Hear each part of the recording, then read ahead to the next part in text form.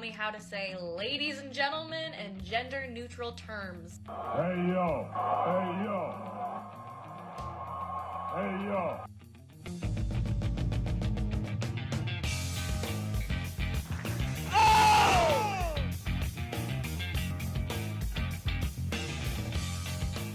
Hello and welcome to another edition, stronger than ever edition of Hell in a Cell Talk Radio. I am, of course, your host, the Dean of Credibility, Double D, and you can find me at Folsom County, and check out while you're there on Twitter, HIAC Talk Radio. Now, he's with me as always, and I've realized I've said that nearly 100 times now, but with me as always, 101. Is the above-average comedian, Dan Colachico. How are you, Dan? Good evening, everybody. You can find me on Twitter at DanLaw83 and the hockey podcast of the HIAC Talk Radio Network, Obey Puck Show, Monday nights at 9 on the HIAC Talk Radio Network. Yes, indeed. And there he is, right to my right. It is our MMA and wrestling analyst. It is Omega Squad. Chris Green. Omega, how are you this fine evening? Hello, people. Follow me on Twitter at Omega Squad. Not too much going on in UFC over the past couple of weeks, but there is an event going on right now. As we speak. Don't go check it out. Stay tuned here. But there is an event going on Fox Sports 1. You can watch it later on UFC Fight Pass. That's right. Fight Pass, it's free until the 29th? Yes, 28th, I think. I don't know, it's a leap year. Isn't it a leap year? I don't know. No, it's not a leap year. It's not a leap year. It's not a leap year. I was gonna, jump off a cliff there, but make sure tonight, in just about 7 minutes, it's a night of ultra-violent comedy. We are going to be joined by the Reverend Bob Levy as well as Chrissy Rivera. We did have to separate the interviews. I think for cohesiveness, so that will be coming up in a little bit later on. 7 minutes until Bob gets here, and then Chrissy will be joining about 9:45 if you wanna get ready for Chrissy Rivera to make her return. A lot's been going on with Chrissy. Her man lost the Wired Championship over the weekend. Apparently, Devin Moore is now your champion. Well, that's what I say. But right now, we're going to talk about something. We're changing gears. We're going to talk about a huge announcement that WWE made.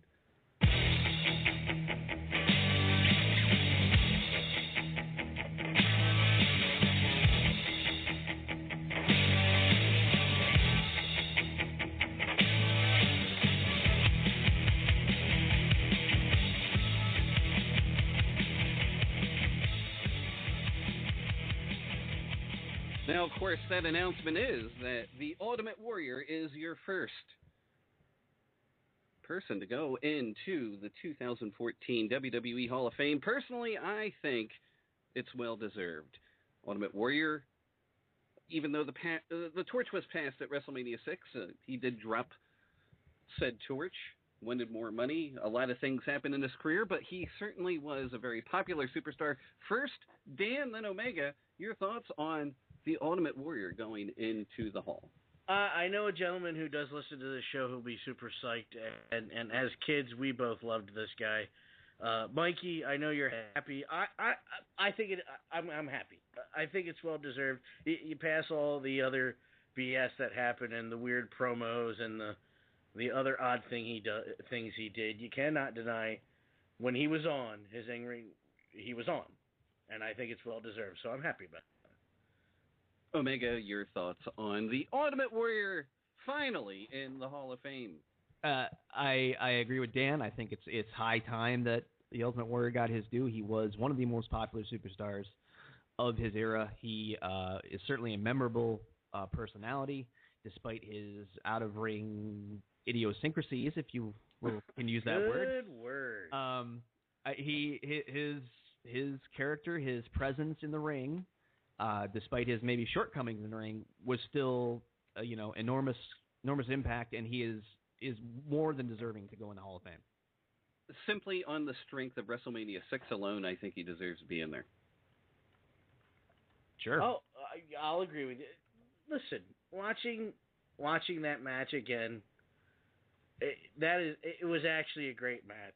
We'll ignore the possibly the worst match in wrestling history. Sure, he was out of the ring for a while. That WCW at that point didn't matter. Right, but none of that was his fault, really. You can blame the Ultimate Warrior for a lot, or you can try to blame. That was not his fault. But when you look at that WrestleMania 6 match, I mean, that was some poetry. Oh, sure. You really can't say anything. And again, when he was on, man. Well, props to Pat Patterson for helping choreograph that. I don't, he's one of the best. Yeah, go ahead. I have a hard time saying just on the strength of one match you belong in any Hall of Fame, but certainly that is more than enough to make a case. And given his popularity, given the amount of merchandise he sold, given the memorability of him, and the fact that everybody who grew up in that era knows who the Ultimate Warrior is enough in my book to say Hall of Fame, no doubt. I'll throw another one at you then. WrestleMania 7 against the Macho Man Randy Savage. Great. There's two. On the strength of those two matches, then, Omega. Sure. I'm not going to argue. I don't. No, I know. No. Okay, argue with us. It's Come on. fine. Okay. No, I just it's like any other Hall of Fame. Do you grant someone entry into the upper echelons of whatever sport you're in based on one single performance? Generally not. But I'm just going to say this is the same Hall of Fame that has Coco Beware in it. Oh, you leave Coco yeah. alone. Leave him alone. This is the same Hall of Fame that has Drew Carey in it. So that's in the celebrity wing. That's fine in my book. Okay. Celebrity wing. I'm hoping this is one step towards the Blade Runners getting into the. Oh, stop. What? The Blade Runners as a team will never be enshrined, my friend. No, I know that, but individually, I could hope.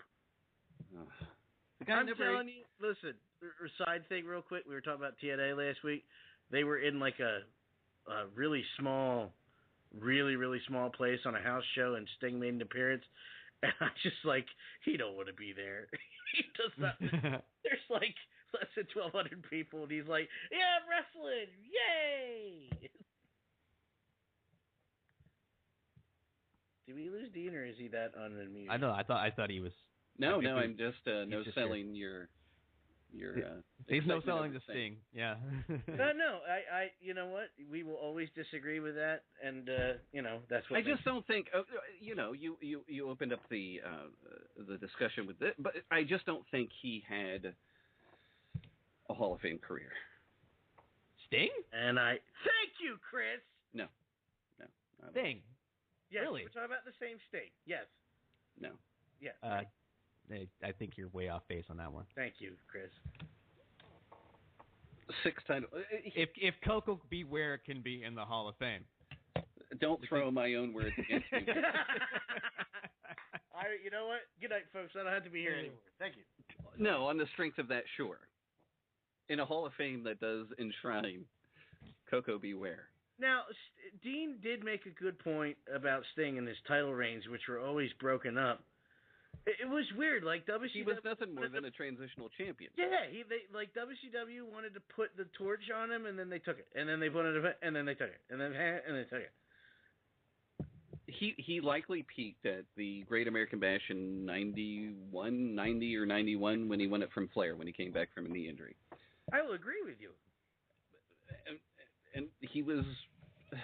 But I think his peak. You know what I think hurts the most. WCW. In my mind, the year-long Crow angle. That just the silence, or the fact that he didn't wrestle a frickin' match. Well, that just it. Because you just wait. Going back when I was younger, I'm going to agree with you on this. When I was younger, it seemed cooler. The end. He was defied, and the storyline. Going back and watching it now, I'm like, why is he not in the ring? Well, he was apparently getting over some type of dependency. No, he was finding Jesus. Or finding another dependency. I'm not sure. Yeah, well, from one dependency to another, as some would say. My point is that was your supposed top star, bad booking or not, and you had him only on the last 3 minutes of the show. If that, the last 30 seconds, why would you watch that? Is that his fault or is that the booker's fault? No, I'm saying it's the booker's fault. I'm not saying it's his fault at all. But that didn't help. He didn't want to be in the ring, right? Or was that I the agreed upon angle? I honestly, I'm not sure. I'm sure it was agreed upon, but I don't know why no ring time was agreed upon. Silence, I get the silent part, but no matches? I don't get that. I don't know. I have a hard time with the people from WCW who aren't in the Hall of Fame, with Sting not being in the Hall of Fame. That seems like an omission to me. And I didn't watch WCW that much. And even it seems like an omission to me. Fine. He was a good U.S. champion, so put him in for there.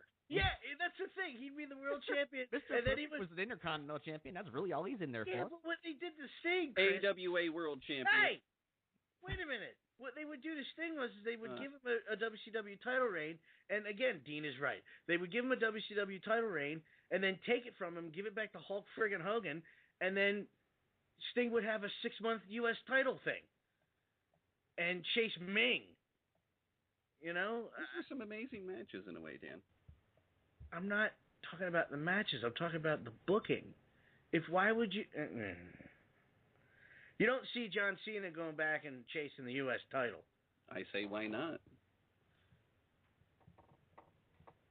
Occasionally for like the tag team title. I don't have an answer, actually. Yeah, why not? I mean, it's a title. There's a certain amount of prestige. Yeah, but the U.S. title... I think that would help. The U.S. title back in those days was supposedly, all right, now that I'm the U.S. champion, I'm going to get my world title shot. That's how it was viewed in the story. You were the number one contender, sure. But now it's not viewed like that. So why would he go back to the U.S. title when he can just be the world champ again? I'd like to see champions go back and win a secondary title. Actually, help things out. Can I ask a question? Batista, I hope he wins the Intercontinental title when he comes back. May I ask a question? This is a question I've been holding off, and this has to do with world titles, U.S. titles. Go ahead. Roddy Piper. Quickly. I am going to. Roddy Piper. What about never was a world champion. Yeah, but he did win the secondary titles, but he's the type of character that didn't need one. What's the question? What I'm asking is do you think it was his call, even in late '99 when they gave him that U.S. title run, or would he have rather beaten Hogan the 3 times for the world title? Do you know? Is my question. I have no idea.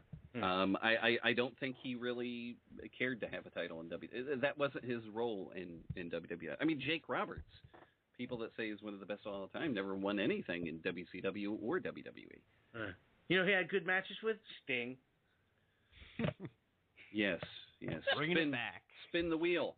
I was about to say the coal miner's glove on a pole match. That's only been sitting in the archives for a year, yet to be published. But on that note, I'm never going to finish that one. Here's a man that needs really no introduction, the Reverend Bob Levy. I'm going to give him a call right now, guys. I love you. Sure you do, Dan. I really do.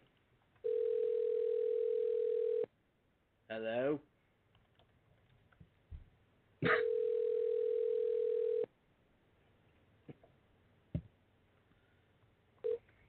Hello? Hello, is this the Reverend Bob Levy? How are you, sir? What's up? How you doing tonight? You're, of course, on the air with HIAC Talk Radio. I'm Dean. You know Dan. You know Omega Squad Chris Green. How are you? We're doing good, man. Just fucking sitting around watching Duck Dynasty, waiting for the premiere tonight. And it better beat American Idol, or I'm going to kick a nun in the cunt. Now, Bob, why did you decide to take the stance you are with Duck Dynasty? I mean, why are you supporting Phil Robertson? Because at least it's fucking men that are outside fucking hunting, and they fucking believe in family. Their kids are polite and that shit, and they try to cause all this big shit with them because he has a fucking thought. And American Idol is a bunch of dancing, singing, no good pieces of shit fucking faggots. Well, and if this country comes down to this, I'll fucking move to Canada. Well, I certainly agree with your thoughts on American Idol. Now, what is it about American Idol that ticks you off the most? Is it the fact that it's manufactured music coming to the forefront? It's bullshit. These fucking motherfuckers don't got talent. They line them up like a bunch of fucking cows, and they bring them in there. They fucking suck. They would never get record deals if they fucking weren't on that show. Well, I certainly agree with that. But, Bob, how are you doing? Enough of this Duck Dynasty fiasco. How are you doing? What do you have coming up? What do you have lined up for what's on your plate? What's on my plate? This Sunday, I'll be at the Comedy Cove in Springfield, New Jersey, and I'm doing the 25th with Artie Lang at the Starland Ballroom, which I believe is sold out. And I'll be on Artie Lang tomorrow night. Oh, really? Oh, yeah. That's awesome. Wow. Yeah, that's pretty cool. So you're teaming up again with Artie, going on the road, so to say. Well, not really. Yeah, and there we go. You know, he's got a couple other dates I hit him up with, and I said, "Dude, I'm open. I can do them."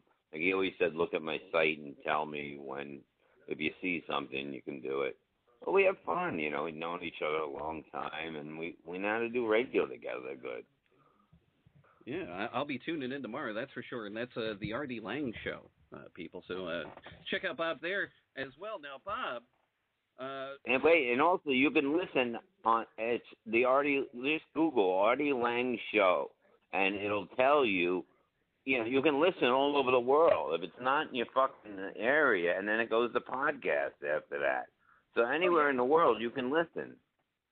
Yeah, and it's a great program. I think the last time, back in July, I was listening to it quite regularly, and he really does have a great show. It's sports, it's a lot of good things. Yeah. Yeah. Well, what are you doing as far as radio? Have you heard anything, or are you getting back on terrestrial? You know, I have, you know what I mean? I would love to go on regular radio, but I ain't fucking going out of fucking this area, you know? So you're you know, I could be huge in Philly, I could be huge in Jersey, I can be huge in New York. You know, I don't need to go. I can be huge anywhere, you know, if Pittsburgh, you know what I mean? But I don't want to go to Pittsburgh and live. You understand? Oh, yeah. Nothing against Pittsburgh, but fucking, you know, this is where my son is, and, you know, I'm tired of all the bullshit, you know, in this radio business anyway. If somebody wants to buy me a station, put it in my house, I will fucking make you $3 million a year and buy 2 every year going on from there. That's how fucking good I am. Really? Now, what do you have to back that up? That's a pretty good claim. What do you have to back that up? Everywhere I've been, I've done the job. Okay? When I was in Albany, boom. You know, right to the top, they changed the format. I wrote all the shows.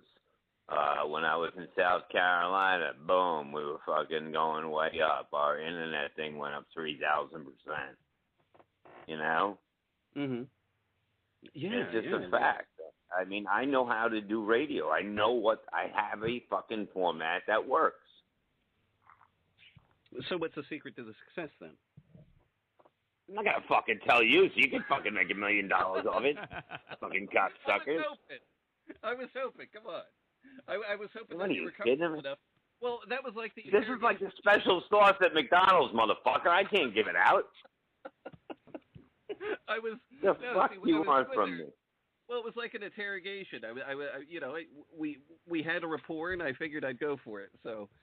You went in a nice way, like you know. I thought maybe I would fall for it, but then I was like, I know what the fuck he's trying to pull here. Dean is conniving like that.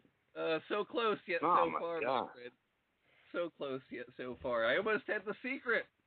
Now. Yeah, the secret is it's kept in a very locked location where nobody can get into. except for a madman. And you know where that location is? Where? It's in my fucking mind. Well, there you go. Only you hold the key to that, Bob. Now, are you keeping your roots here in Jersey? You kind of said it, that your son's here. Are you keeping your roots here? Yes. Okay. Well, what do you mean roots? Like black people in my yard? No. What do you mean by that? I didn't mean that. I didn't mean that. I mean you're just staying here. You're not. Yeah. Well, I mean, I don't know how personal you want to get, but what happened? You were with your wife back in July. What happened there? Did that go rocky? Did that not work out? Let me tell you the secret of radio. I know, I'm kidding. No, I mean, look, she got it. She got promoted. She does this job she loves. She works as assistant living with the old people. She signs them in. Very good at it. She got an offer in Cleveland. I said, take it. You know what I mean? Take over 2 buildings, boom, boom, boom. I'll fucking sit here, sell the house, and move out there. Now they're sending her all over the fucking place. You know what I mean? A fixed building. And now, you know what I mean? And now we're like, you know, we don't know what we're doing. Put it that way. She's like, you know, just do what you want to, you know, go on with your life. And if you're still around and I, you know, make my decision, you know. Yeah.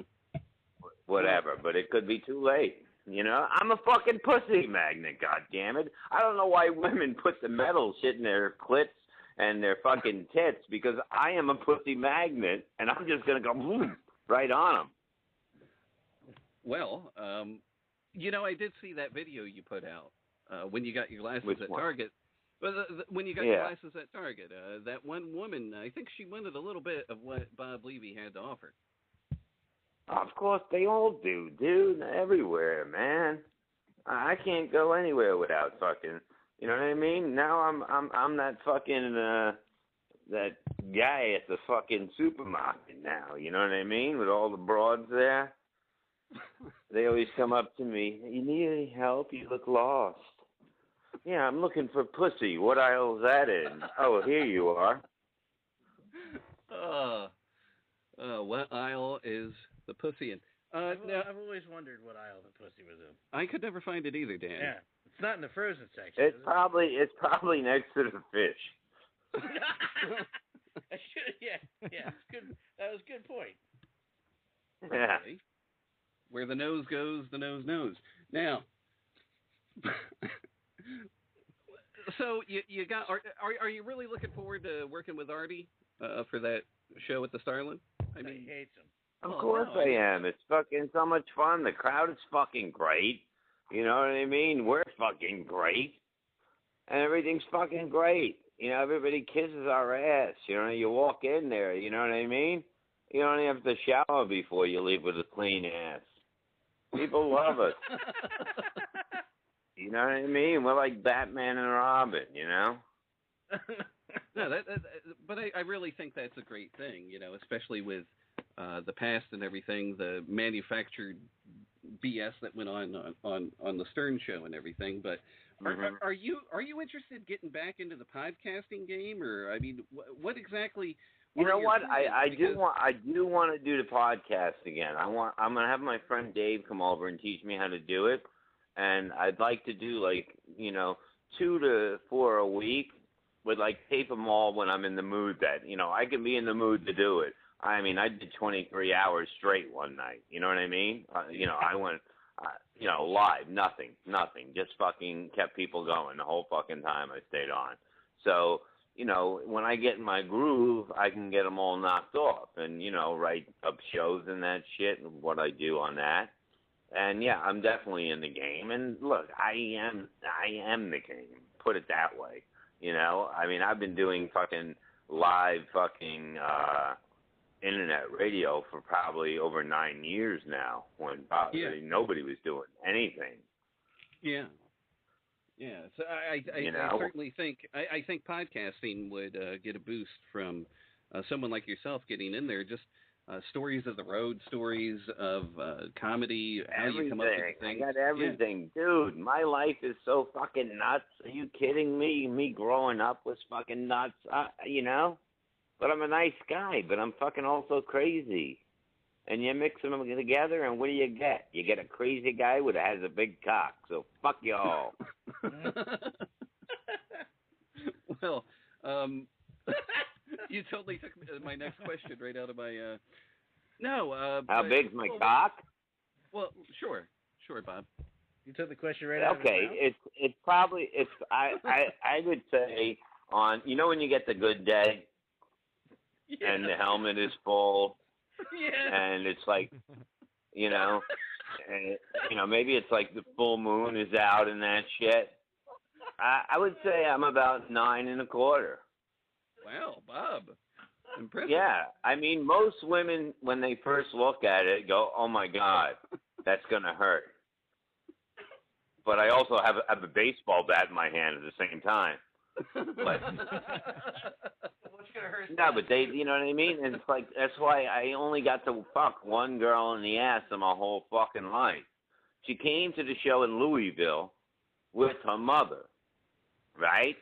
And she comes backstage, and my future wife was there, who I wasn't dating. She goes, I got lube. You gonna fuck me in the ass tonight? And she looked at me and she goes, we're not dating. And I fucked her in the ass, and then in the morning I woke up and I was like, wait a minute, we didn't have brown sheets, did we?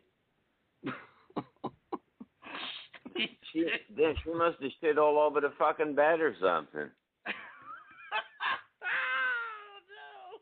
That. Yeah, I'm not sure, and another time but well, I don't know. What the fuck? What do? You know what I mean? Say, hey, yeah, I'll call you. Fuck you, shit all over the bed.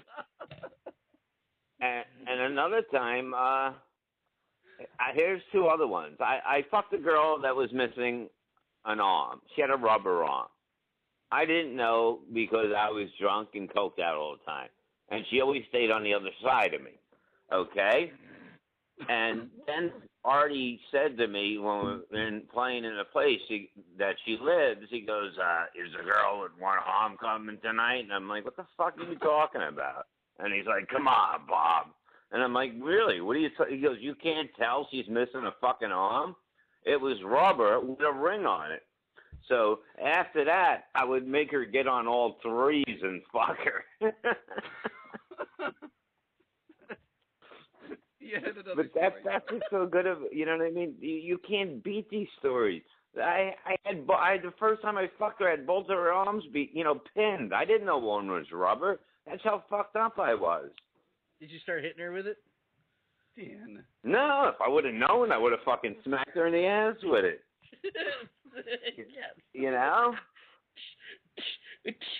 And then another time, I met this drunk girl in fucking Virginia, right? And I fuck her.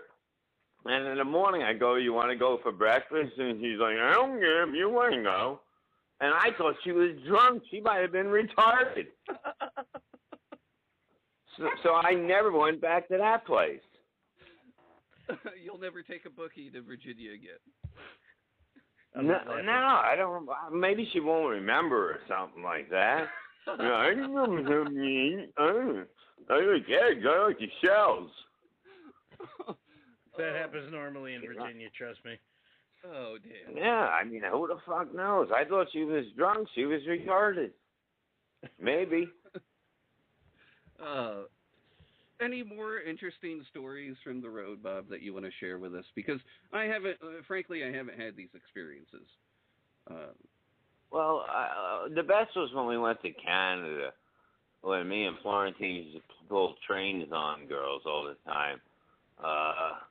We got into this habit where, one time he got this girl back to the room, and I'm on the other bed, and he's like mumbling, take off your pants. And I'm like, what? He's like, take off your pants. And fucking, so then I take out my pants, and he looks at my dick, and he goes, I can't follow that. You got to go first. Yeah, I got to go first.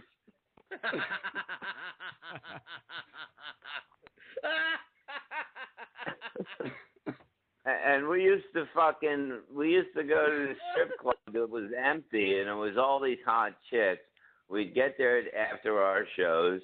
We'd get like 3 of them back, man, and we were fucking the shit out of them. The last night, you know, like the guy at the front desk thought we were like the Beatles. You know what I mean? The last night, I look up and I'm looking for Jim, and I see what I think is him with his arm on a cigarette machine. And it happened to be a woman. Oh. And she was fucking huge. And he brings it to the room and he goes, choo choo, like we're going to pull a train. And I'm like, no. So the owner of the hotel thought we were gone so much, he made her go in the car and he goes, look, you're going to have to duck because, you know, we're not allowed to have guests here and we're going to get in trouble. He made her duck for like 2 miles in the car. Another time we're on the road, me and Jim we're fucking this girl. She's blowing me. Jim's fucking her behind, and he's like waving like our ass stinks, and I'm fucking like dying of laughing. He reaches over to the counter, and there's a thing of pledge there, and he goes, and he sprays it as he's making that coughing noise. And then I hear him go, look, I can see myself. And I fucking lost it. And it was the funniest thing. And then my friend is fucking her uglier sister, right? And he's fucking her from behind, and we're at the door fucking making fun of him and that shit. He's like, get out of here, you fags. He turns around, and then he jams it in her ass, and she shits all over him. Now he comes running out of the room to jump in the shower. He's got shit all over him, right? Yeah. And I go to sit in this little wooden chair in Canada. You know, it was probably from 1930-something. The chair breaks as I fall back in it. And a fucking nail just fucking rips up the side of me. And I'm like, there's blood pouring out of me, and I'm dying laughing. Now, but what really surprises me about these stories is not only the amount of women that you were getting, but just the celebrity status of a stand-up comedian. I never realized that it was like that, kind of like rock stars in a way. Oh no, you can believe me, any show if you wanted to. I mean, we were on a run for a long time. You know, I mean, it was a piece of cake. How long have you been doing this stand-up? Like 25 years. But the good thing about it is, like, you know what I mean? Like you would go to a club, and then, like, the girls would go, let's go to this club. And I would go, no. And Jim was like, why not? And I go, here, they know it's here. They just seen us. You know what I mean? We're going to get stuck talking to their asshole friends to bragging about us. You know what I mean? Mm-hmm. We got them here. Never leave where you're playing. You know what I mean? Because that's where the pussy is that you can fuck. You're not going to waste your time in a bar. I like that. That's a good It doesn't make any sense. And we used to, you know, when we didn't have a place to stay, between gigs, sometimes we didn't have a place to stay. We would go to, like, Denny's at, like, 2 in the morning and go, you know, a little tubby hunting, you know what I mean? So we had a place to stay, and we had one girl, like, she's blowing me back and forth, and that's when I used to drink tequila, and he's like, who tasted better? I bet you his tasted like tequila, you know what I mean? And then she wanted to have sex, right? And I made believe I was sleeping, and Jim goes, you know what? We got to get up early in the morning. We got to do radio. So all of a sudden the alarm goes off. We get up, and she goes, all right, it's my turn. And Jim's like, we're running late for the radio. And we run down the stairs giggling, and she's calling us assholes and shit. You know, fuck it, man. Look what women do to us. Yeah. You No, know? I mean that's really. But it doesn't seem that you're this wild anymore. It seems that you've calmed down as time has gone. Yeah, I mean, look, I can't deal. You know what I mean? Once they get the cock, they become a stalker. Okay? Do you understand? I'm good at what I do. Everything I do, I'm good at. Do you understand? That's why I do things. You know, like when I fuck, I know how to fuck. I know how I can eat pussy for a fucking half hour. You'll come 3 times. I fucking lock your legs so you can't get away, and you're fucking pushing my fucking head, and I don't give a fuck. You know what I mean? I'll fucking eat your ass. I don't give a fuck if you know, rode a fucking bike here or something. I don't give a fuck. I'm a sick fucking man. You know, I know what I'm fucking doing. You know, you gotta know what you're doing. You fuck a woman good once. That's it. You know, that's my. You know, it's not gonna get any worse. It's not like fucking. You know, you go into a slump when you get older. No, I want someone to come over and fuck me right now. You know, I'll fucking I'll tear that pussy up, man. I'll duct tape that thing and send you home. Other than the You don't know what ever... the fuck I do it. I do the fucking pussy, man. My wife or whatever the hell you want to call her, she goes, ouch! I think you hit my spleen. I don't even know what a spleen is, but fucking, I must have went far. Up until the right. Back into the left hand. Well, that's what it is. You know what I mean? A girl will fucking, you know, do whatever the fuck. I can have sex every fucking night. You know, women can go, you know, for 8 months without it. You know, you look on Twitter and all these hot chicks are drinking and they're drunk and they can't get laid or they haven't been laid. Oh, shut the fuck up! Line up in front of my fucking door and I'll slam you all, you fucking lying bitches. I hate that shit. Now, Bob, I do have a caller, and they did say they wanted to speak, so I'm going to put them on. Oh, no. Caller, state Well, your name if and where they you're want calling to from. speak, that would be okay then. Hello, caller. You're on the air with Bob, the Reverend Bob. How? What do you have to say? Woo. What's up, Bob? It's Paul the Package. What's up, man? Oh, it's Not Paul much. the Package. Paul the Package. What do you have to say to Bob? Paul? Well, I got a shout out for Roughneck and shoot, really Never again. miss you guys. The what? He misses us. Is that all, Paul? I miss you too, Paul. I miss New You Orleans. should miss you. You guys are fucking loafing it, man. You're not on every fucking time now. Well, Paul, thanks for calling in. That was Paul the Package, Bob. He usually has a lot to add when he's on the line. Yeah, I know. I Can you next time tell him to take the Quaalude after he fucking calls? Bob, I think he's Quaalude all the time. Very well. Yeah, we got a call on the phone. Hey, miss you guys. The fuck was that? I don't know. It's okay. I really Don't can't. worry. I'll carry the show for you fuckers. Don't worry about it. Well, Get that's on what my I'm back, counting you on, Bob. motherfuckers. Jesus What? Christ, that's what I said that's what I'm hoping for. Carry the show, Bob. No, you guys are great. I love you motherfuckers. You We know? have to get together. Well, all three of us have to get together. Well, if Omega's up for it, but at least the three of us have to get together. In March. No. Where do you live? We have this conversation every time. I'm in Collinswood, Bob.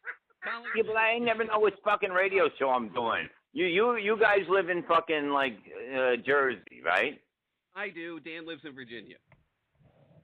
We're Okay, like 10 yeah, minutes I apart, mean- Bob. In fact, I live Yeah, next to it's not that far. Bob, I live next door to your ex-retarded girlfriend. Yeah, well, she wasn't my girlfriend. I only fucked her once, and she drooled on my balls, and I threw her out. No, but I'm saying, what we can do is do a live show from my house with cameras and shit like that. You bring your equipment, and I got a camera that hooks up to it, okay? No, I love that. That's a great idea because I've seen what you've done on when you do those live shows every once in a while. Like when you get a hair on your ass and you go on live and you talk to people. I don't want it anymore. You see, I can't answer these same questions. You know what I mean?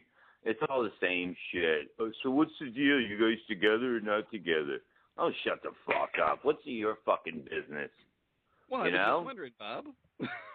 Yeah, no, but, I'm saying to people in the chat, you know what I mean? Yeah, Jesus Christ, I've lost more women than the Titanic, all right? So fuck you. Oh, no. That is the greatest line in the history of lines.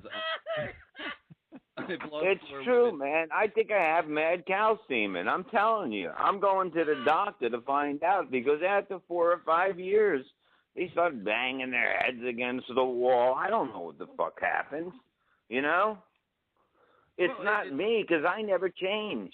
This is what you met. This is what you love.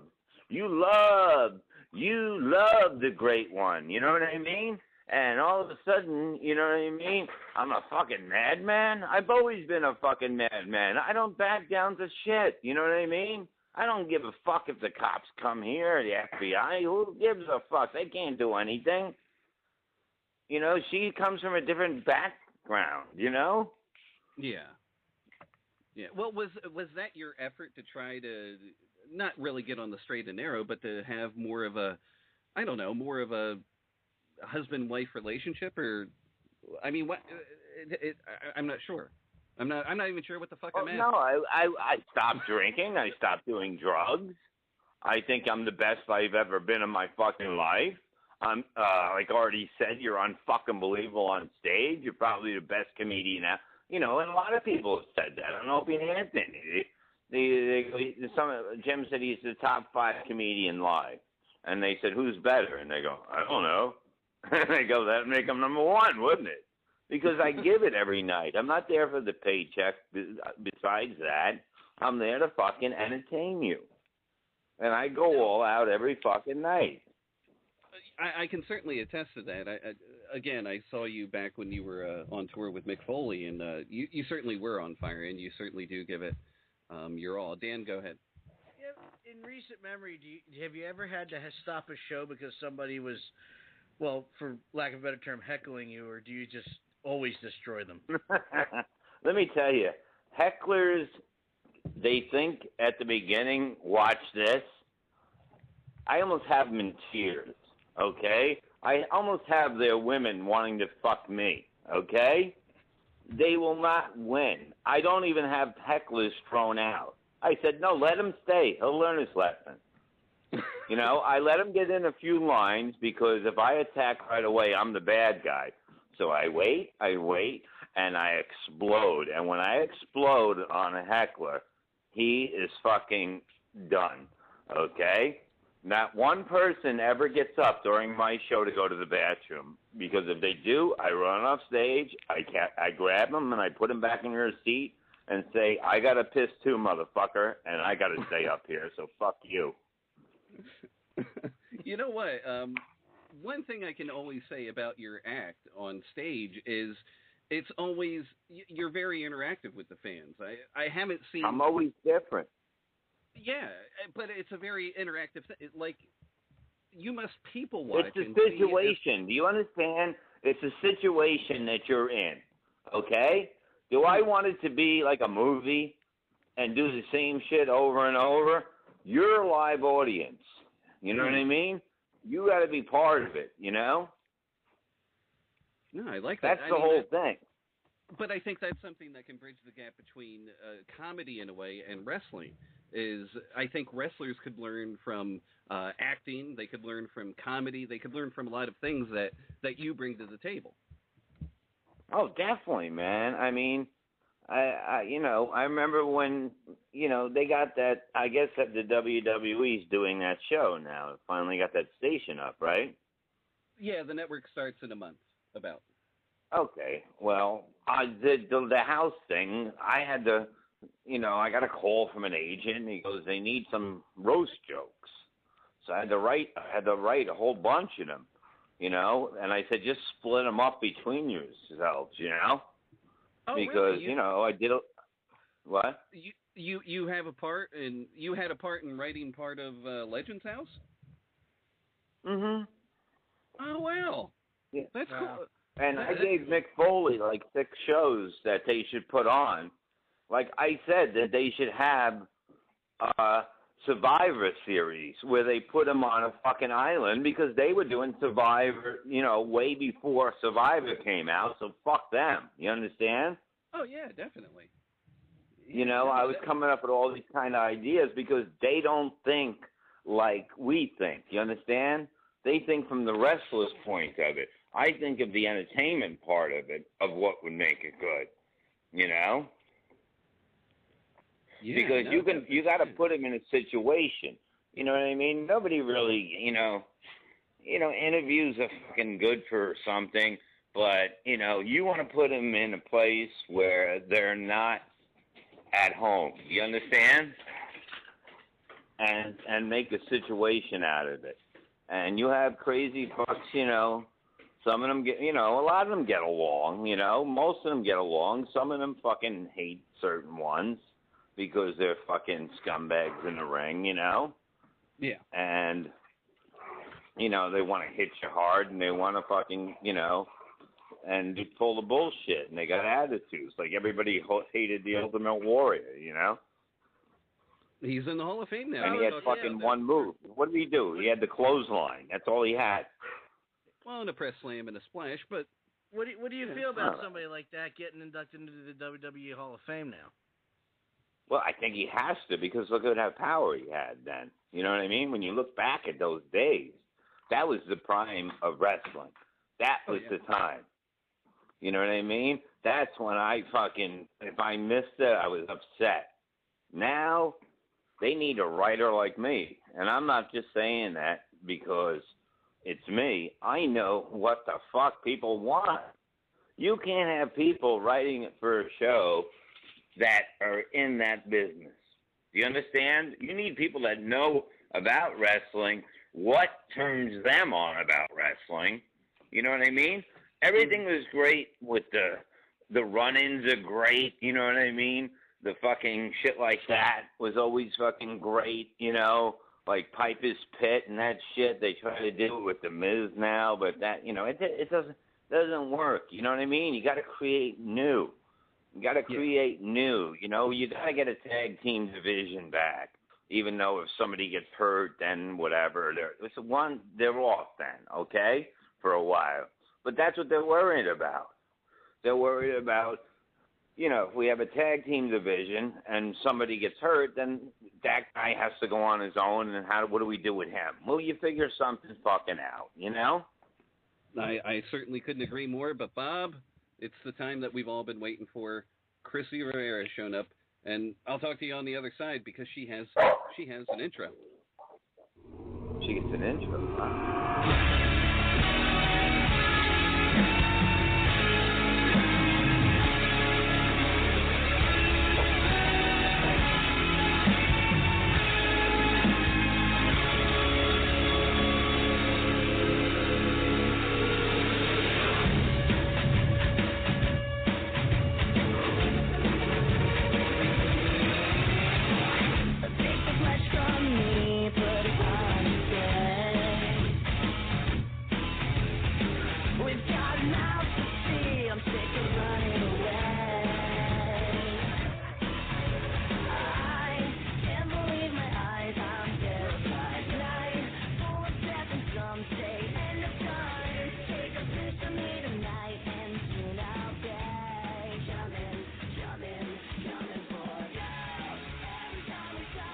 And here she is, the queen of ultraviolence. It is Chrissy Rivera. Chrissy, how are you doing tonight? I'm doing good. How are you? We're doing great. Bob's here. We're all here. The gang's all here. One big happy family. It's a party. It really is. Yes. It really is. And we're going to have a live show from my house with cameras and do it the right way in a couple of months. Oh, I certainly okay. agree. I think we're going to do that in March. Dan's going to be up here in March, so we're going to get we're going to get this all together, Bob. I'll talk to you off air about that, but that's going to be an exciting time. Our first live cast. I actually, my YouTube account is now set up for live events, so we could even put it on YouTube. Stream it live on YouTube. Yeah, and I got a channel too.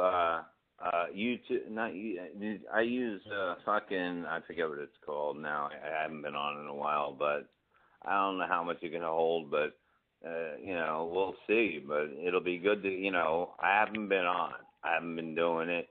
I haven't been in the mood, you know what I mean? So, it's going to be exciting to get back. It's like if somebody comes over and says, yeah, let's do a show, I'll do it. I'm not going to sit there by myself now. I mean, even though I can fucking handle 4 hours by myself, I'm just not in the mood right now with all the shit going on, I definitely can. I don't know what the word is I'm looking for. I'm just excited because we're all together now. You two, is there any animosity still coming forth? I'll start with you, Chrissy. But is there any animosity still? I know not on your end because you won Interview of the Year, but is there still any type of? Have you guys talked since that contest has been over? Maybe here and there a few times. Yeah. We haven't really been going back and forth at it because we're not in a contest anymore. So I guess we've kind of been laying off on each other a little bit. So I don't have any. Yeah, just having fun. Okay. But and that's why I would like to get back in the ring. You know what I mean? Right. And have a little fun. And these fucking promoters got to realize that when you hear REVGOD, that says, what comes again? That goes ching ching, okay? that means a full fucking building, okay? We're sell out the place. I have passed this along to certain people, certain individuals, but it seems that it's getting quashed. So I'm going to have to try. I'm going to have to try another promoter to try to get this thing going through. They're afraid, Dean. They're afraid of success. I don't think they're afraid that the heartbreaker Bobby Slayer is going to come in and take over the fucking business, and that's exactly what's going to fucking happen. You know? Now, Chrissy, you had a comment there. What'd you say? I just said it doesn't surprise me promoters squashing things. So I don't know who it is. I have an idea, but yeah, it doesn't surprise me of promoters not exactly being on the bandwagon with certain things, especially when it has to do with me. So. Well, are you allowed to wrestle in other federations down here? I am. Yes, I'm not under any type of contract. Okay. Well, a good friend of mine owns the Monster Factory, where I train. Even there. Why not? Okay. And I can talk to him and Danny, who run it, and I'm sure they'll be thrilled to have it. Okay. We'll get some write-ups in the paper. I get on the radio, and it's full house. Do you understand? Right. I mean, all these other fuckers are thinking, oh, God, this is what I got to pay the guys and this, and you know what I mean?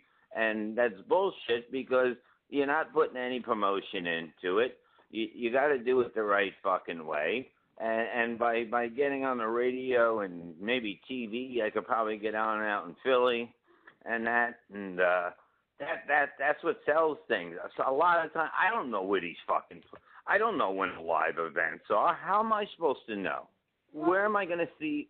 You got to go on the internet. You got to be social media Mongol and look at the Facebook and the Twitter and stuff. And they promote stuff. So like, there is a lot of shows. Yeah, but that doesn't do any. Okay, let me tell you something about that shit. I had an internet show. I have thousands of people. I have 5 Facebooks. Okay. 5. Okay, 5 of them. I advertise a fucking gig. Maybe a couple of them come from it. Do you understand? Right. Yeah. It's all over the world they are, you know?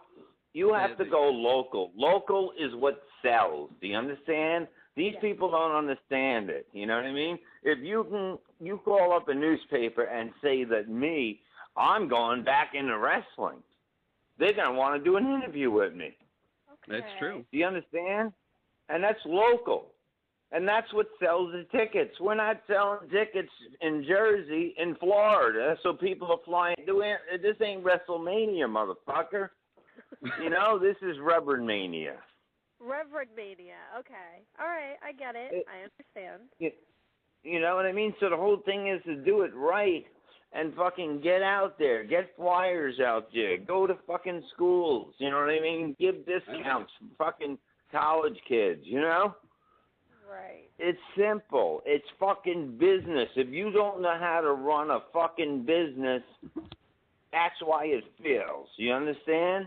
Right. That's why it fails for you, too, as a performer. Who, me? For a performer. Oh, okay. Well, why should somebody fucking risk their fucking life for $50? Am I right? You're right. I agree with that. You know what I mean? It's totally insane. You know what I mean? First of all, you're paying thousands to train, which I didn't have to. But the whole thing is that you're paying thousands to train, and unless you are fucking something very special, huge, or whatever, you know what I mean? Larry he happened to have a lot of people go up to the WWF. WD, whatever the fuck they are now. But, you know, a lot of them went up there from there. And he's got a good track record, so people come to train there. Yeah. And that's the whole key. They're doing very well. I mean, they've had J.J. Dillon there recently. I didn't even think of them offhand as a place initially because but there's the connection with you because you were there as the Heartbreaker, Bobby. I think Blue Meanie was just there the other day. I hit him up, you know, he put a picture up and I go, who are you with? I was making fun of them. And, you know, I was there. We did almost like, we taped like a show there that we were trying out the new guys and we would rate them and that shit. And there's some good talent out there. But, you know. One of them signed recently. The what? Just one of the students recently signed. They're going off to Florida, where the developmental is for WWE. So the success continues. Yeah, I mean, when I seen Larry about a week ago or 2 weeks ago, he said he had maybe 3 of them going. Wow. Yeah, I didn't know all that, but you know? Certainly, Bob.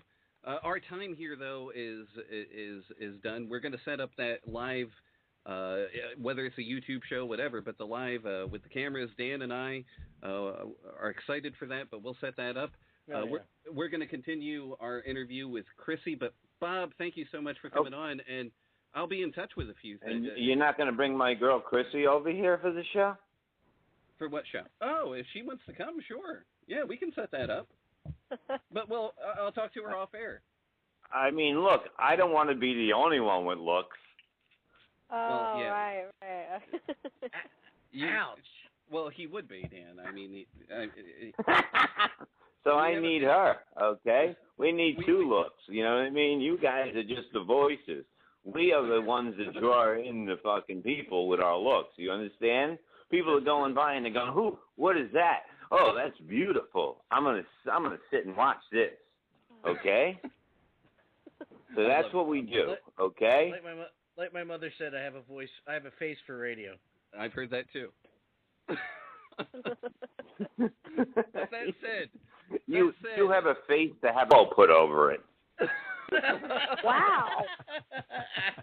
All right, I love you guys, and let's set it up, okay? And I'll talk to Larry, okay? Yeah, all definitely. Keep me in the loop. Keep me you in the got loop on that. Okay, you have a good night. You're in the loop. Take it easy. You and your fucking loop. Jesus fucking Christ. Nobody said that since 1972.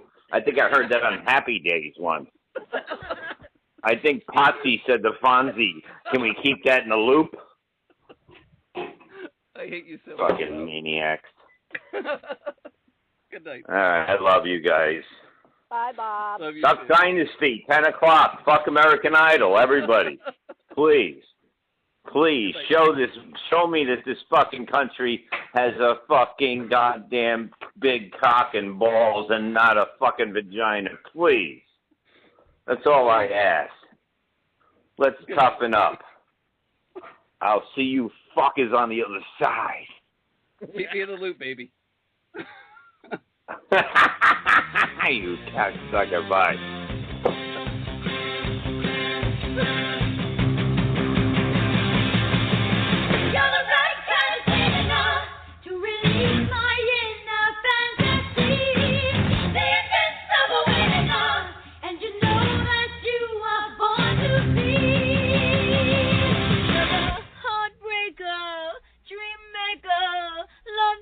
Don't you mess around with me, you're a heartbreaker, dream maker, love taker, don't you mess around with me, you're a heartbreaker, dream maker, love taker, don't you mess around with me, you're a heartbreaker, dream maker, love taker, heartbreaker.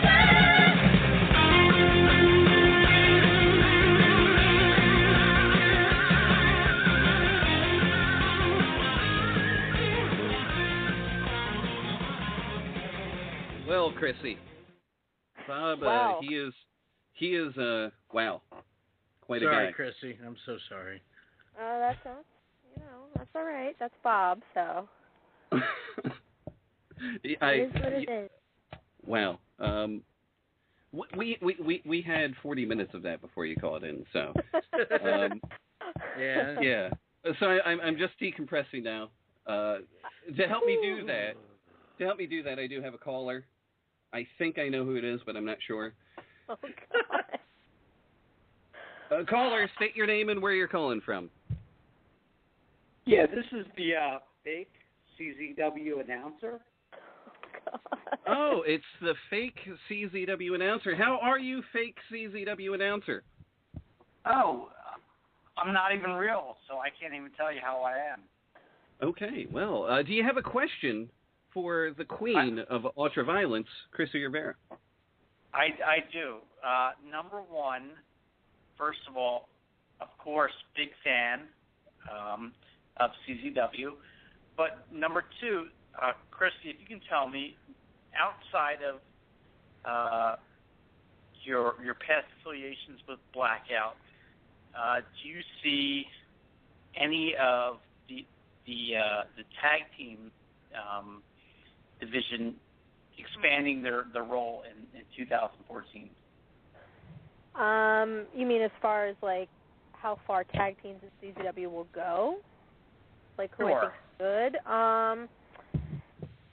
Obviously OI4K. I mean, they're awesome. They're like the best tag team going around right now, in my opinion. Who else? JT Dunn and David Starr. I mean, they're on the up and come. You know, they're pretty new, so you know you got to see with them. But they've been doing good so far. I think all the tag teams, the Beaver Boys, obviously. For wrestling reasons, I don't like them. But as far as being very entertaining and very talented wrestlers, very underrated also, in my opinion, I would go with Beaver Boys as well. Okay. And one other question, and I'll let you guys move on. Chrissy, as a fan/fake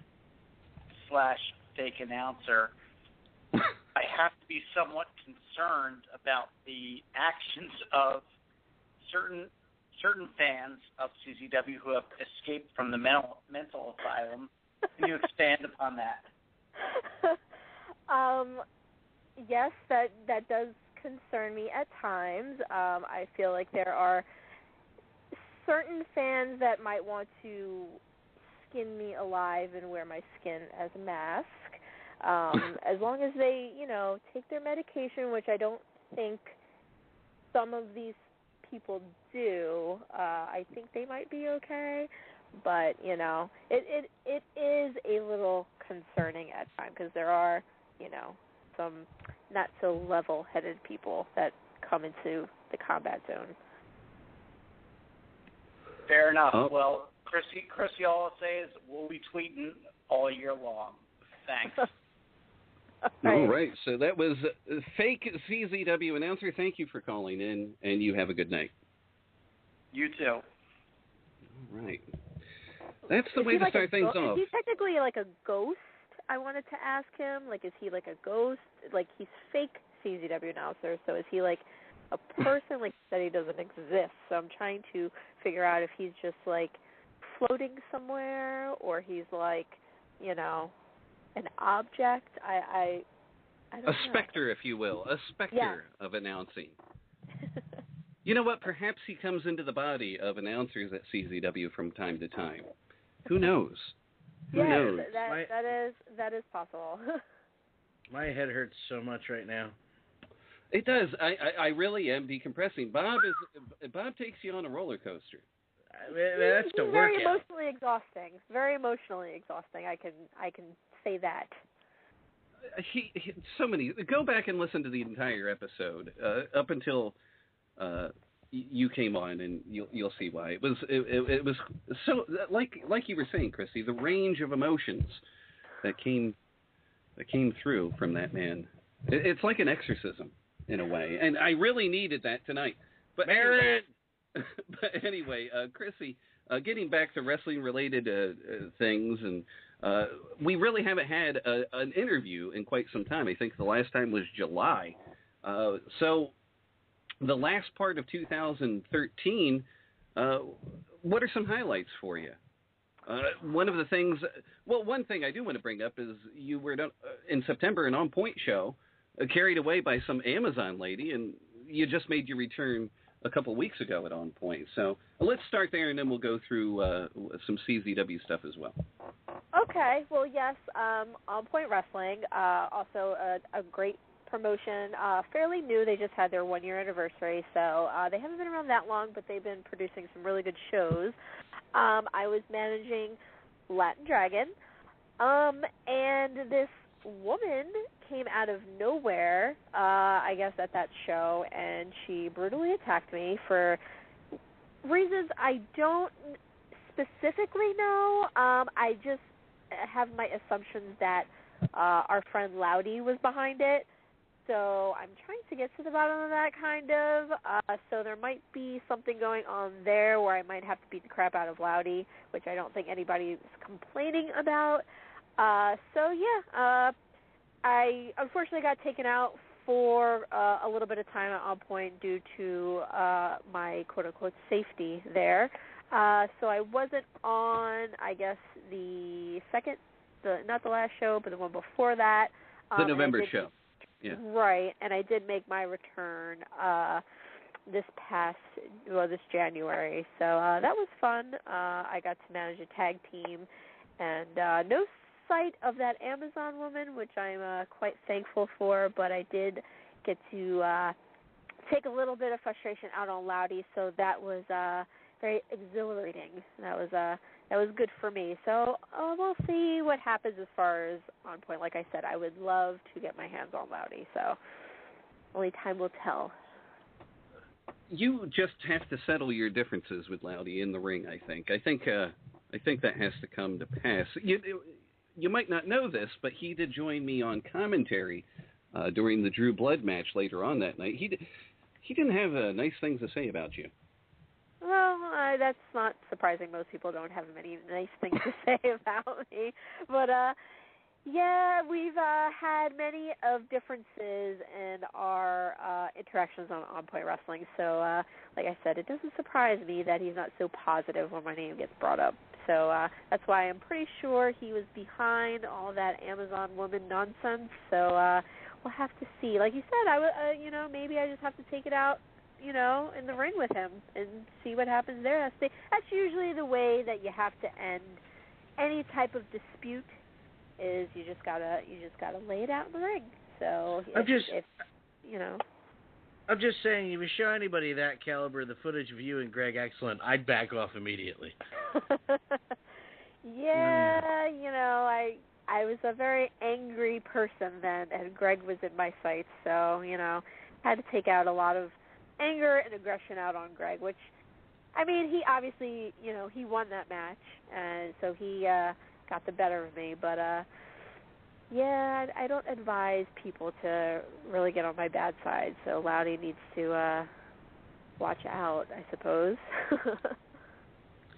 Has there been an incident since the infamous "I'm gonna effing kill you"? Has there been an incident since where you've almost had to deal with a fan or somebody trying to attack you? I really haven't had anybody try to attack me. It's pretty funny because the quote-unquote fake Ghost CZW announcer that called in and mentioned fans, there's actually a specific fan that comes to the shows. I'm not going to say his name, boy. but he is just not in his right mind, and he hates me. And when I mean he cannot stand me, I am the worst person in the world to him. You would think I killed his entire family and his cat. I have never spoken to this person before. I've never had any interactions with him. Nothing. And all of a sudden, he started posting videos, like he has YouTube videos, believe it or not. And he I think I know who you're talking about. Does he do covers of popular songs really bad?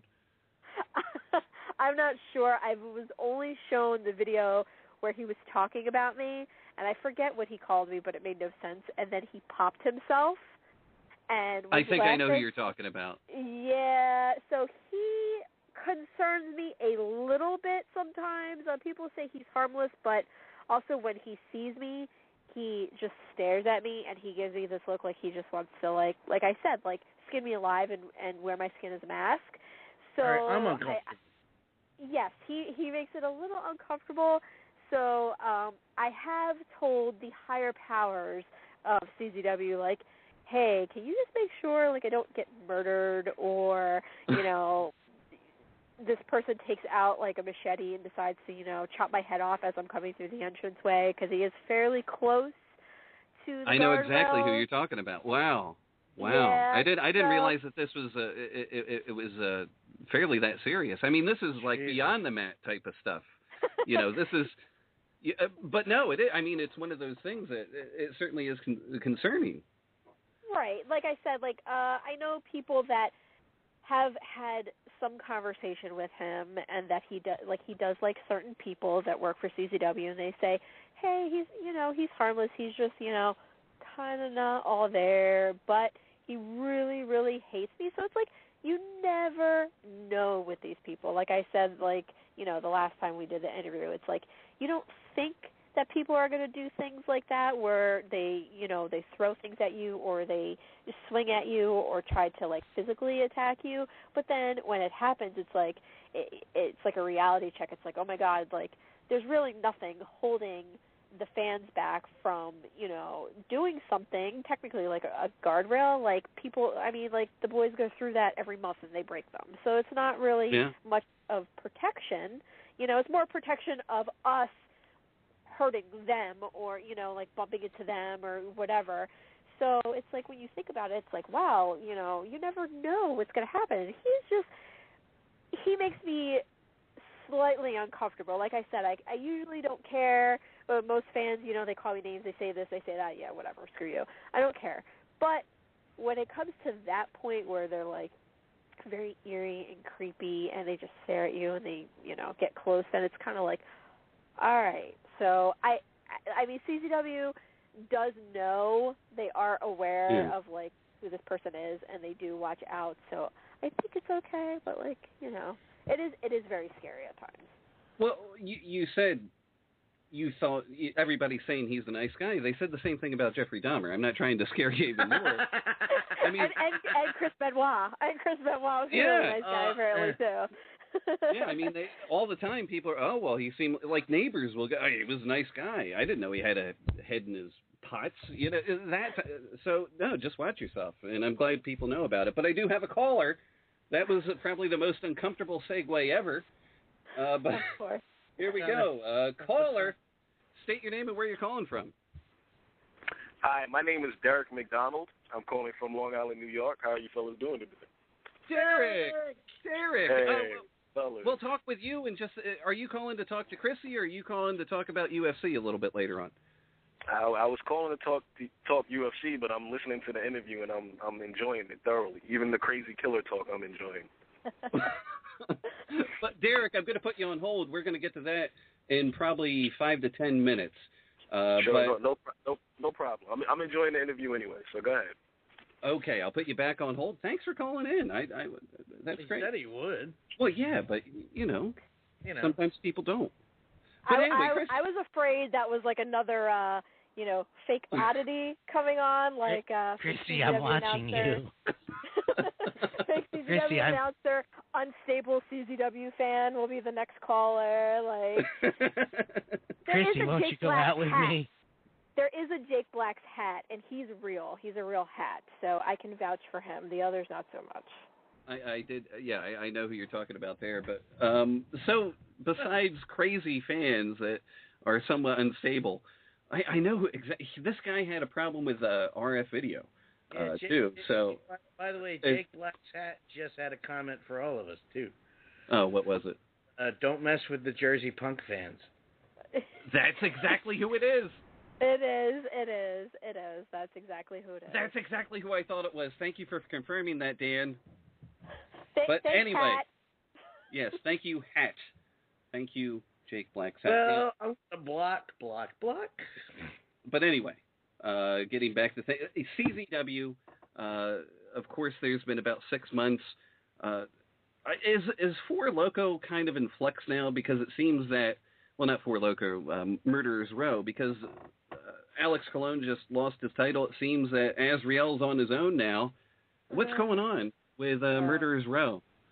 Yeah, things are not going well for the group right now. We're kind of in a couple of disagreements, obviously, with the feud with the Beaver Boys never finishing. So we have that.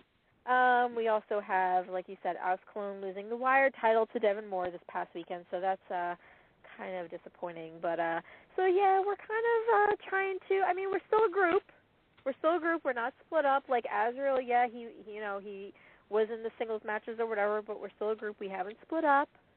We still love each other, so we're just trying to come together and go over some things and, come up with a new game plan, because obviously 2014 has not started off well for us.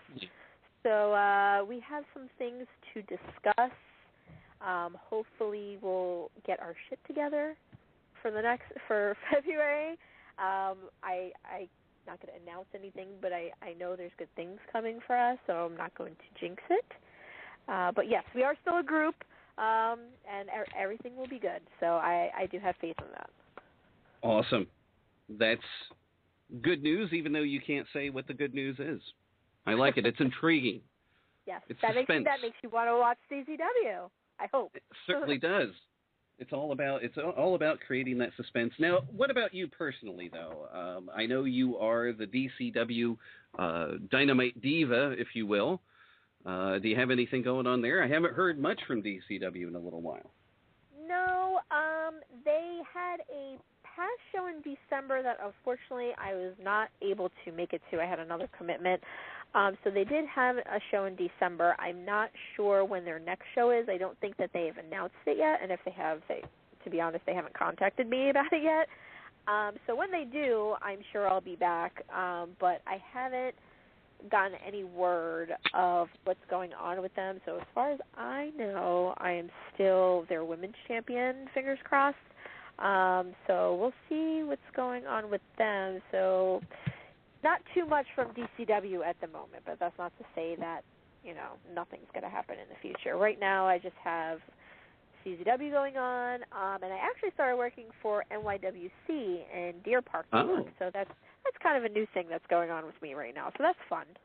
What are you doing up there? I am feuding with Marty Bell for their Starlet title. I am. You are? Yeah. Wow. No, she made it up, Dean. Well, I just didn't hear. I knew she was up there because I saw pictures of her, and He's Still Niles Young to me, damn it. But I didn't realize that she was. I didn't realize that she was part of the program. Continue. NYWC. Now, for those that don't know, NYWC, that's Mikey Whipwreck's school and promotion. Runs out of Long Island, New York, and the Beaver Boys came from there. Of course, Zack Ryder's another guy that came from there. So a very prestigious place to work. Yes, it's a lot of fun. They had actually contacted me a couple months ago and said that they wanted to bring me in. So I was pretty excited about it. Plus, my boyfriend works there, J-Ro. So I was like, okay, like that's kind of cool. We get to, go to a show together and stuff because we haven't actually worked together really, besides Kaiju, but that's a different story. So, yeah, they had hit me up and said that they wanted to bring me in. So I said, yeah, sure, why not? I've heard nothing but good things. So I actually worked their last show. It was a six-man tag. It was me, Mikey, Whipwreck, and Stockade. Versus Marty, oh God, I can't even think of their names now. Marty and two other guys. I'm so sorry, I cannot think of their names right now. Well, you were working at NYWC. But I hope they're not listening. I'm so sorry. I get dropped in my head a lot.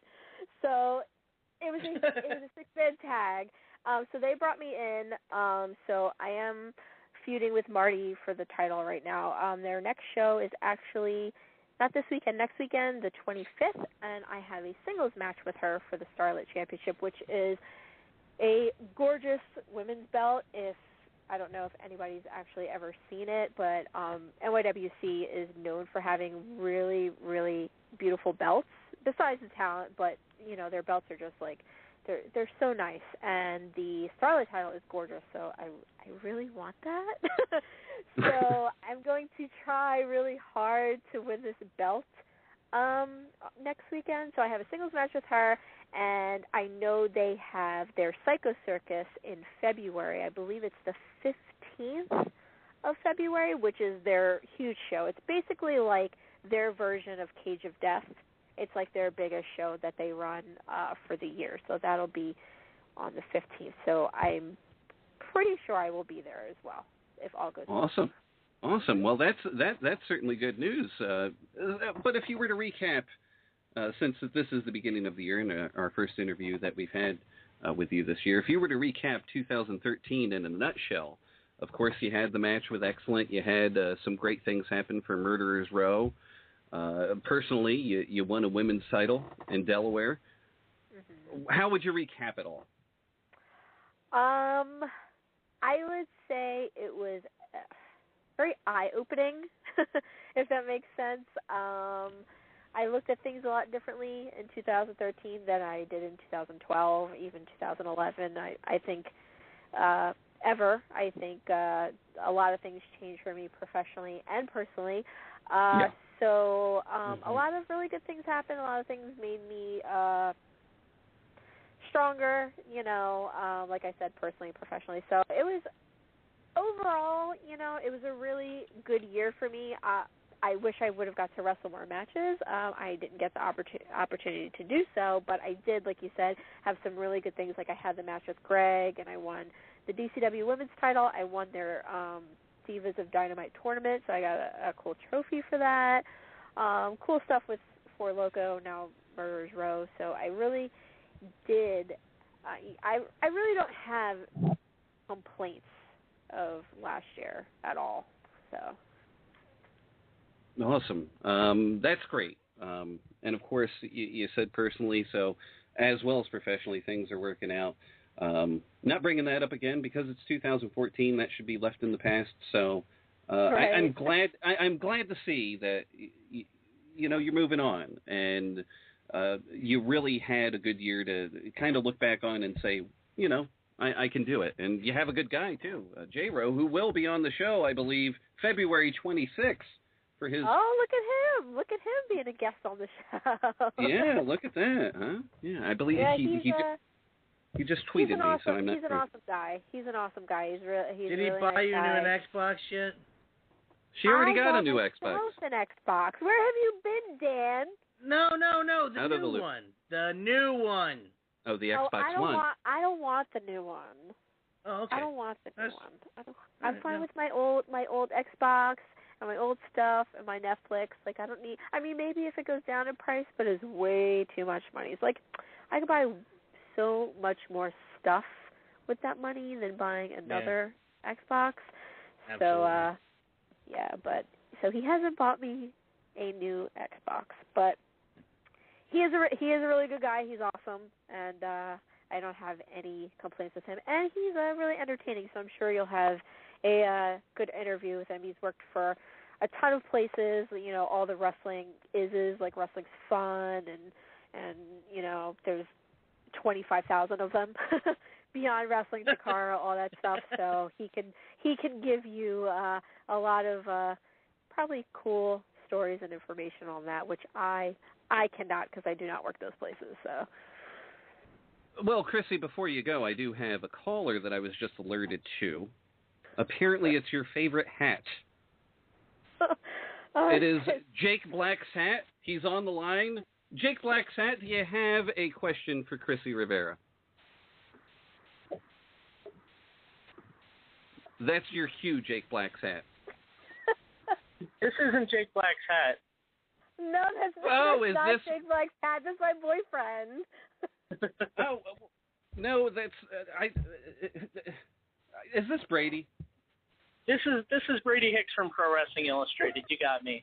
Yeah, I thought I'd just sneak in and listen for a minute without getting caught, but big fan, Chrissy, big fan. Oh, I'm sorry, you. I got a tweet. There was a misunderstanding, Brady.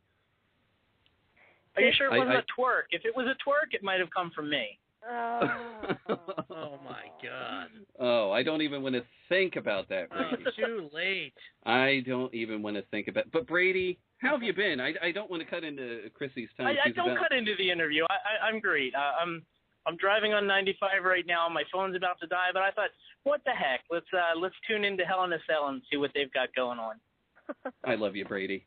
I do, Brady. I don't miss cut you. into the interview though. It's been good.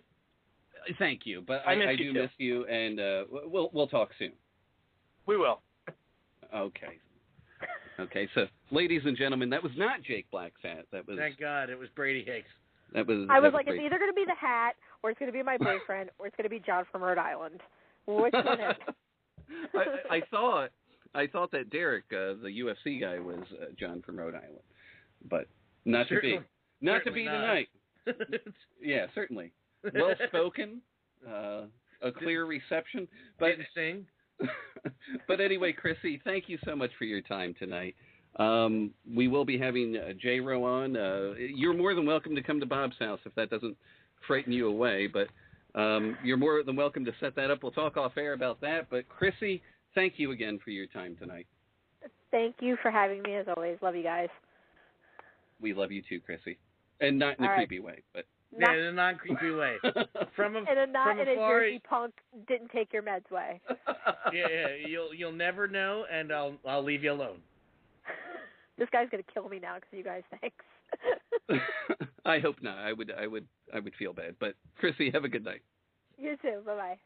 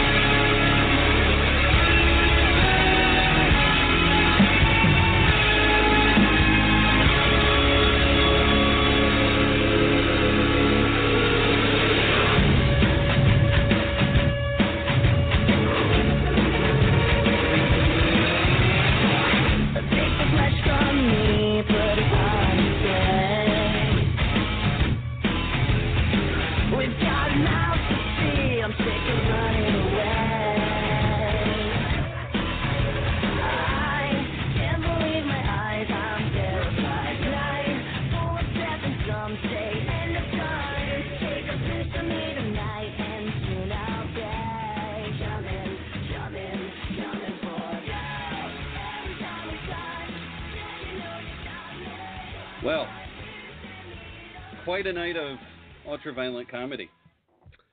I am kind of creeped out. That's not cool. Well, if you saw the guy, I'll show you his YouTube, and then you can. He has a rendition of. I spend far too much time on the internet to know these things, but he has a rendition of Wrecking Ball that. Yeah, I'll just say that. That doesn't sound like something anyone should see. Does he use his tongue? No, it's an acoustic guitar and. Oh my God! No. You know what? We'll hold off. I'll show you. Don't worry. I'm not clicking on the link. Don't bother. Still decompressing. Chris, there was an event tonight. There was. Are you ready? Perhaps. I might possibly be ready. Are you? Certainly, I am ready.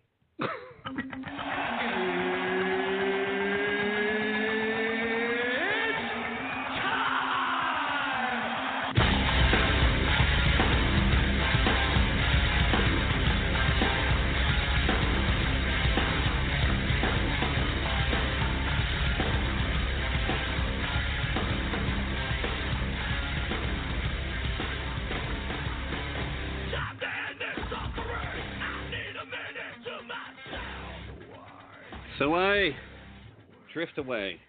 Tonight was UFC Fight Night 35, and it was contested in Georgia.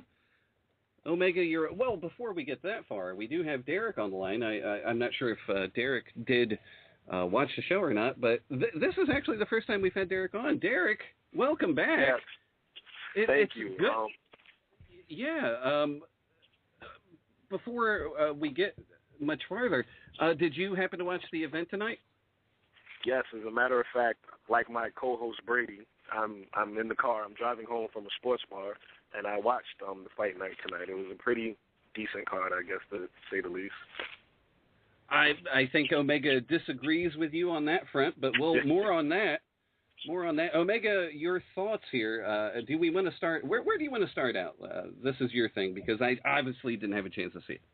Well, I guess I just covered the prelims, and I think that's a lot of my disappointment in the card. I thought that the fact that these prelims started so early, I didn't get to see the early fights because I was still at work. But Charlie Brenneman, the Spaniard, trying to come back to UFC, gets submitted in round one. So that's a little bit unfortunate. Not good for him. No, not at all. And the rest of the fights all kind of went to decision up until the main card. I wasn't really impressed with any of the fights coming in. Elias Silveira in the looking kind of overwhelmed Isaac Valley Flag, who was somewhat touted, but he just really kind of smothered Isaac for 3 rounds.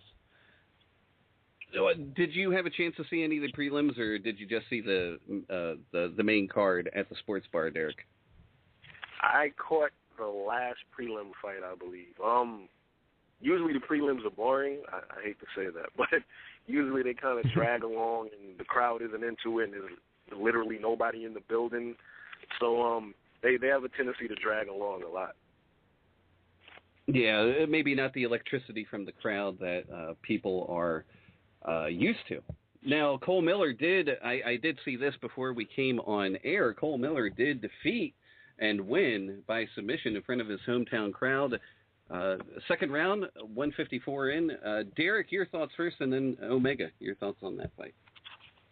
It was, I don't want to say a pretty standard fight. Seemed like both guys didn't really want to engage with each other. They were kind of seeing how they could counter each other. The finish, pretty much knew who was winning the fight up to the finish. After he won, he kind of, I don't know if he was cursing at Dana White or congratulating Dana White. I don't know, but he barked at Dana White for a couple minutes, and then he walked away. So I thought that was interesting. But other than that, it was your average fight.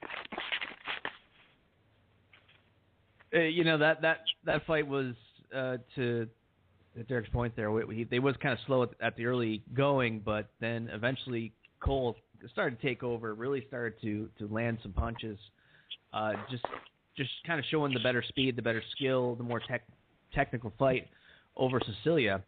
And it was in the second round just kind of a matter of time before we were going to see Cole get the finish, and finish he did, taking Celia down with a couple punches and then finishing him off with that rear naked choke. Good win for Cole Miller, who needs not ranked yet, but still in the conversation, keeps his name in there, keeps being that guy that the UFC can go to in the featherweight division.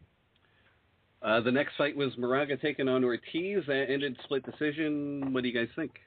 Start with Omega, and then we'll go to Derek. I'm a little out of it. I'm sorry, guys. Yeah, I thought Ortiz won this fight, and was a little surprised that it went to split decision. But then again, that's what happens with judging.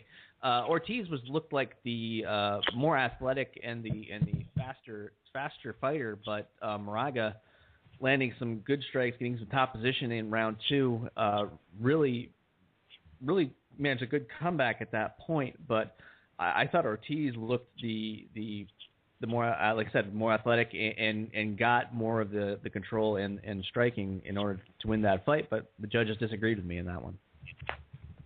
Yeah, I agree. Ortiz definitely looked like the better fighter. I want to say it's kind of like when you watch a Nick Diaz fight, and he's on his feet and he's kind of controlling the fight, and then when he's fighting a wrestler, he takes him down to the ground, he gets ground control, and he controls the fight for a couple of minutes. And usually when you do that, the decision goes to the wrestler, which I disagree with. But that was the tale of this fight. But I thought Ortiz won too.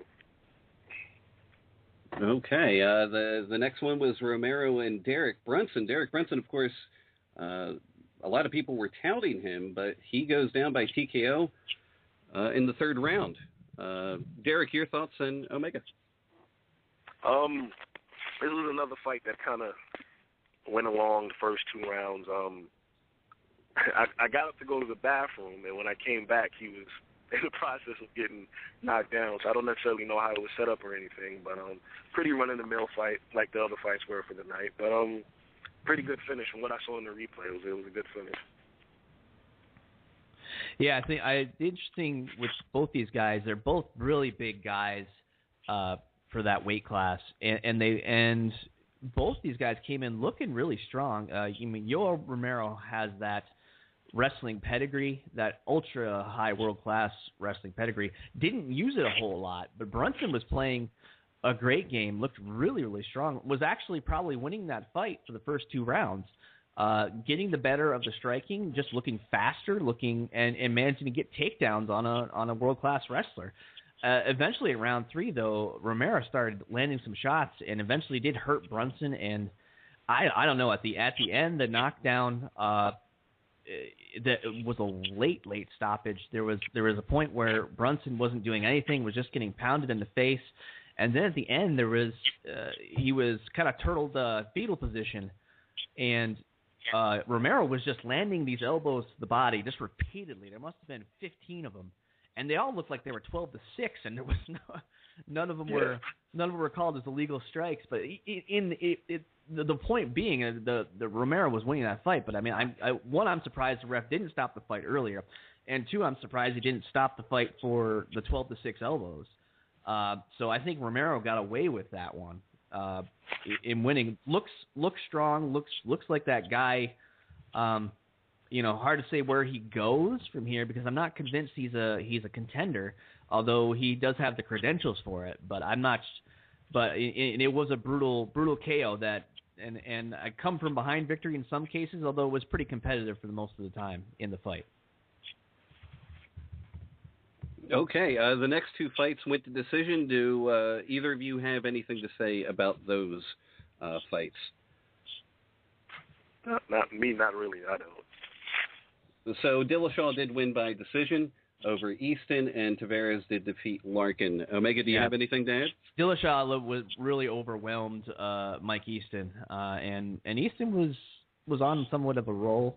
He's had some good wins, but he looked outclassed by TJ Dillashaw. I mean, and that's his third loss in a row. You got to wonder. I mean, I think his saving grace is bantamweight being thin.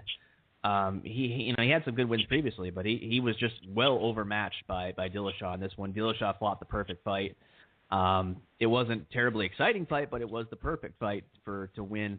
Tavares over Larkin was kind of the same, not so much of the same overwhelming decision, but Tavares certainly controlled Larkin enough in the first 2 rounds to pick up that decision. Well, right now the main event, Luke Rockhold did defeat Philippou, and that was by a body kick. Omega, you said it was particularly devastating, so your thoughts first, and then Derek, you have somewhat of a connection with Philippou, so your thoughts after Omega. There was after the feeling out process, Rockhold gets Philippou up against the cage and lands a left kick that hits Philippou right in the liver. That one looked like it hurt. You kind of saw Philippou kind of cringed in pain and kind of back up, and then Rockhold follows it right up with a second one that hits right in the same place and just wilts him after that. Devastating kick to the body. Rockhold looks strong. Looks like the Strikeforce champion he was. I believe I saw on Twitter he called out Bisping. So I don't know why they don't make that fight. So I'd be willing to see it. So. All right. Yeah. Yeah, go ahead, Derek. I'm sorry. Philippou is a guy he used to train with Matt Serra. He no longer trains with Serra. I believe he trains with, I think it's called Belmore Kickboxing Academy. But since leaving Serra, he hasn't looked the same. The funny thing about this fight is Rockhold, before the fight, he kind of told the press, I'm going to be looking for the KO via body kick, because he knew it was going to be there. And the whole fight, Philippou had his hands up kind of high, and lo and behold, Rockhold took advantage of it. After the fight, Rockhold, he called out Michael Bisping, which I thought was funny. And another funny thing, he called out Vitor, but he said he would love to have a rematch with Vitor in America, which most guys are saying about Vitor nowadays. They don't want to fight him down in Brazil, which I find funny. But it was a pretty brutal kick. The first one, he hit him, his shin hit him right in the sweet spot. And the second one, he didn't land the shin flat. It was more of the foot that hit him, but it was devastating too. 2 devastating kicks back to back. Wow. So where do the main eventers go? Rockhold, of course, was a former Strikeforce middleweight champion. Where does he go now? Derek and then Omega. I wouldn't mind seeing him fight Bisping. If there's one thing I've learned from watching UFC, especially in that division, if you win a title shot, you beat Bisping, you're pretty much guaranteed a title shot after that. But I wouldn't mind seeing him fight Vitor again. The fight kind of looked evenly matched till Vitor, kicked his head off his shoulders out of nowhere. I don't think anybody expected that. But I consider him a legit contender. I don't know if he's up there with, Chris Weidman and those guys, but I wouldn't mind seeing him fight Bisping. I think that'd be a good fight. Yeah, I think the kind of same thing. I think Bisping is a logical next choice for me. I suppose if you want to feed him to Machida, I can see that too. But I don't see the reason why we just don't make that Bisping fight unless they just don't want to fight. But I think both those guys would really just want to jaw at each other and shut the other up. So I think you make that fight for Philippou. It's back to the drawing board. Going to fall down the rankings a little bit. Lorenz Larkin just lost. Maybe you go with him and let them settle that out too. Okay, now the next event will actually be UFC on Fox 11, and that's going to come up on January 25th. That's from Chicago, Illinois. Now that's main evented by Benson Henderson, his first fight since losing the lightweight title. He'll be taking on Josh Thompson. And Cerrone's also on that card. It looks like a pretty good main card that will be on Fox. Derek, your thoughts on that main event and anything else that might be happening on that card, and then Omega to wrap it up. I know a lot of people don't like Ben Henderson. They think he's kind of boring. I'm a huge fan of the guy. I think he's a great fighter. I don't want to say he's the best fighter in that division, but he beat a lot of good guys, a lot of top guys. And I think the fight with Pettis, certain guys just have your number. Weidman has Silva number, it looks like. In the old days, Chuck had Tito's number. So I think it's just a case of Pettis having Henderson's number. I pick Henderson to win. I think it probably goes to decision, but I'm a huge Ben Henderson fan, unlike most people. Okay, Omega. Yeah, I'm a fan of Ben Anderson as well. I think he's a very strong fighter, and up until the Pettis fight, he looked nigh unbeatable. I mean, he showed he was probably of the champions though, probably the closest to losing. With his fights with Frankie Edgar and those types of things. But he's still a strong fighter, a top talent. Going up against Josh Thompson, who is no joke. Josh Thompson has a lot of good credentials, good striking, good on the ground. Whether or not he, the previews show Benson Anderson saying I'm better. Josh Thompson is saying he's better. I don't know who's better. I tend to lean on the champion at this point until he shows weakness against the lesser opponents of the division at this point. I'm picking Benson Anderson, but I think it could be a very close fight. Wouldn't be surprised for Thompson to make it a very competitive fight. Okay, sounds good. We'll talk more about that next week. Derek, I want to thank you so much for calling in. We do this every Wednesday. You're more than welcome to chime in if you want. It was nice. Unexpected, yes. I'll put it that way. well, thank you. I'm going to try to call in more often. I love UFC. Probably my favorite thing to watch on television. I don't know what that says about me loving violence so much, but and I want to thank you. Absolutely nothing. I want to thank you for telling me about the Fight Pass, UFC Fight Pass. That's amazing. I've been watching old, Pride fights for like the past 3-4 days. So thank you for bringing that to my attention. Yeah, Fight Pass, I think for a hardcore UFC fan, somebody who really has to see the history and everything like that, it's a wonderful opportunity. You really can't compare it at this point to WWE Network, but that's neither here nor there. But I'm glad you enjoy it. Yes, thank you. It definitely, if you love fighting, you should get it. It's amazing. All right, so that Derek, just give people a little bit about yourself. You actually train up at Matt Serra's gym. Yes, Serra, Brazilian Jiu-Jitsu or BJJ. I'm in Levittown, Long Island. Chris Weidman trained there before he decided to start his own gym with Ray Longo. The aforementioned Costa Philippou, he trained there before he left. It's fun. If you live on Long Island, for the longest time, we didn't have any gyms, anywhere around for us to learn to do anything. Now we have, Sarah has a couple gyms. There's the Belmore Kickboxing Academy. I believe there's an American top team gym out here somewhere. So it's great. I mean, we can't watch it in the state of New York, which is ridiculous and a whole nother argument in itself. But there's plenty of places. Oh, and Ray Longo has a gym also. Him and Weidman have their own gym. But it's fun. And, if you want to go out and lose weight, or if you just want to act like you're a fighter, and if you get into a scuffle in the bar somewhere, you'll be able to handle yourself. I advise everybody to go down to your local gym and learn a couple things. All right, so thank you so much, Derek, for calling in, and I look forward to talking more UFC with you. Hopefully next time I've actually seen the card and we can talk about it, but you have a good night, sir. Yeah, you too. Thank you. I enjoyed myself, fellas. You guys have a good night. All right, so that was Derek McDonald. He's, of course, known on In the Room with Brady Hicks, which is available on Tuesday nights. Almost had an In the Room evasion tonight. Yeah. How do you... what do you got to say about that? But I like him. Derek, very, very thoughtful, interesting young man. Derek, I always wanted Derek to call in on... weekend edition, but it fell through for some reason. We're going to do a whole tag team thing, so that reminded me to get back to him about that. So I'm glad he called in tonight. All right, now what I want to move on to, of course, Mae Young. She made quite an impact on the wrestling world during the Attitude Era. It could possibly be where she was best known from, but before all that, she was a women's champion. She inspired a generation, you could say, and friends, of course, with the fabulous Moolah. There was so much about Mae Young, so many memories that she gave.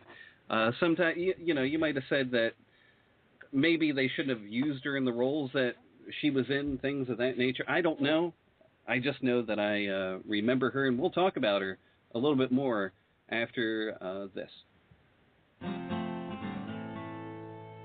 May had a respect for the business, and she wanted everybody around her to respect the business the way she did. She was not afraid of anybody. And you ask her to do something, she never refused anything. She took risks. She was a fantastic performer. That's the way she was.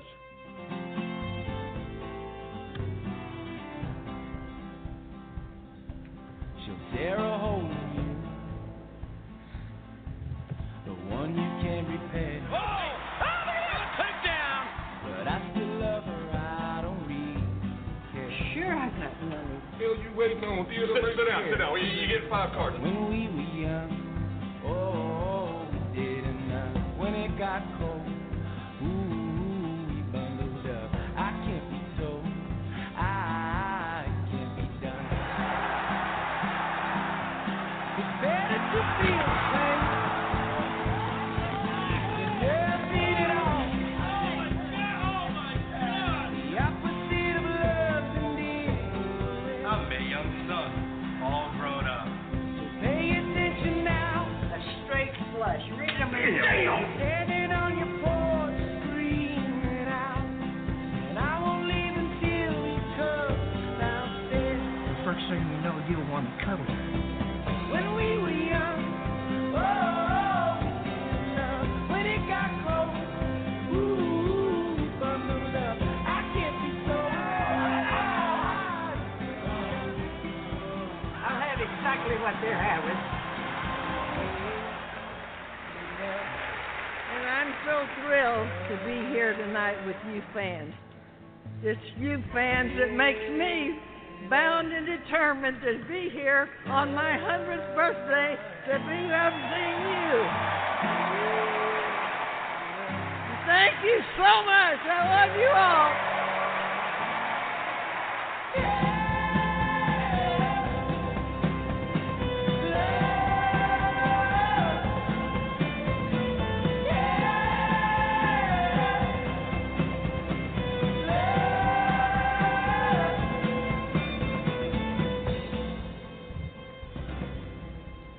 All right, so Mae Young. There's been only one Mae Young, and there will be only one ever.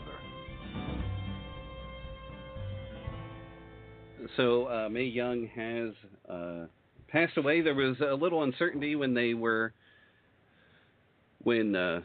last week she was taken off life support. A lot of reports came out that she had, in fact, passed away. She did not. She did go on for another 6 days, I believe it was. But that really shouldn't surprise anyone. No. She was a tough lady in her 80s, taking a power bomb from the Dudley Boys off the stage onto a table. That was ridiculous. Involved in so many different angles that are memorable. Of course, the one people always talk about is the hand that she gave birth to, the Mark Henry angle. That was ridiculous. But just so many good memories, quite frankly. And thank goodness she was put in the Hall of Fame during her lifetime. But Dan, your thoughts, followed by Omega. I really thought there was what says it all is there was a great, and I'm not a big fan of these internet memes, but there was one that came out with a great picture of her wearing both, I believe, Moolah's and her Hall of Fame ring. And the meme just said, taken off life support, but kicked out at 2. And that said a lot about her career because for longevity, to be relevant on TV way past her career, her wrestling career, obviously, but to still be in the ring and performing in the ring and be part of some funny stuff. And you said it, that powerbomb was incredible. And I was really sad to hear about that. And that's a sad thing. She will be missed. How about you, Omega?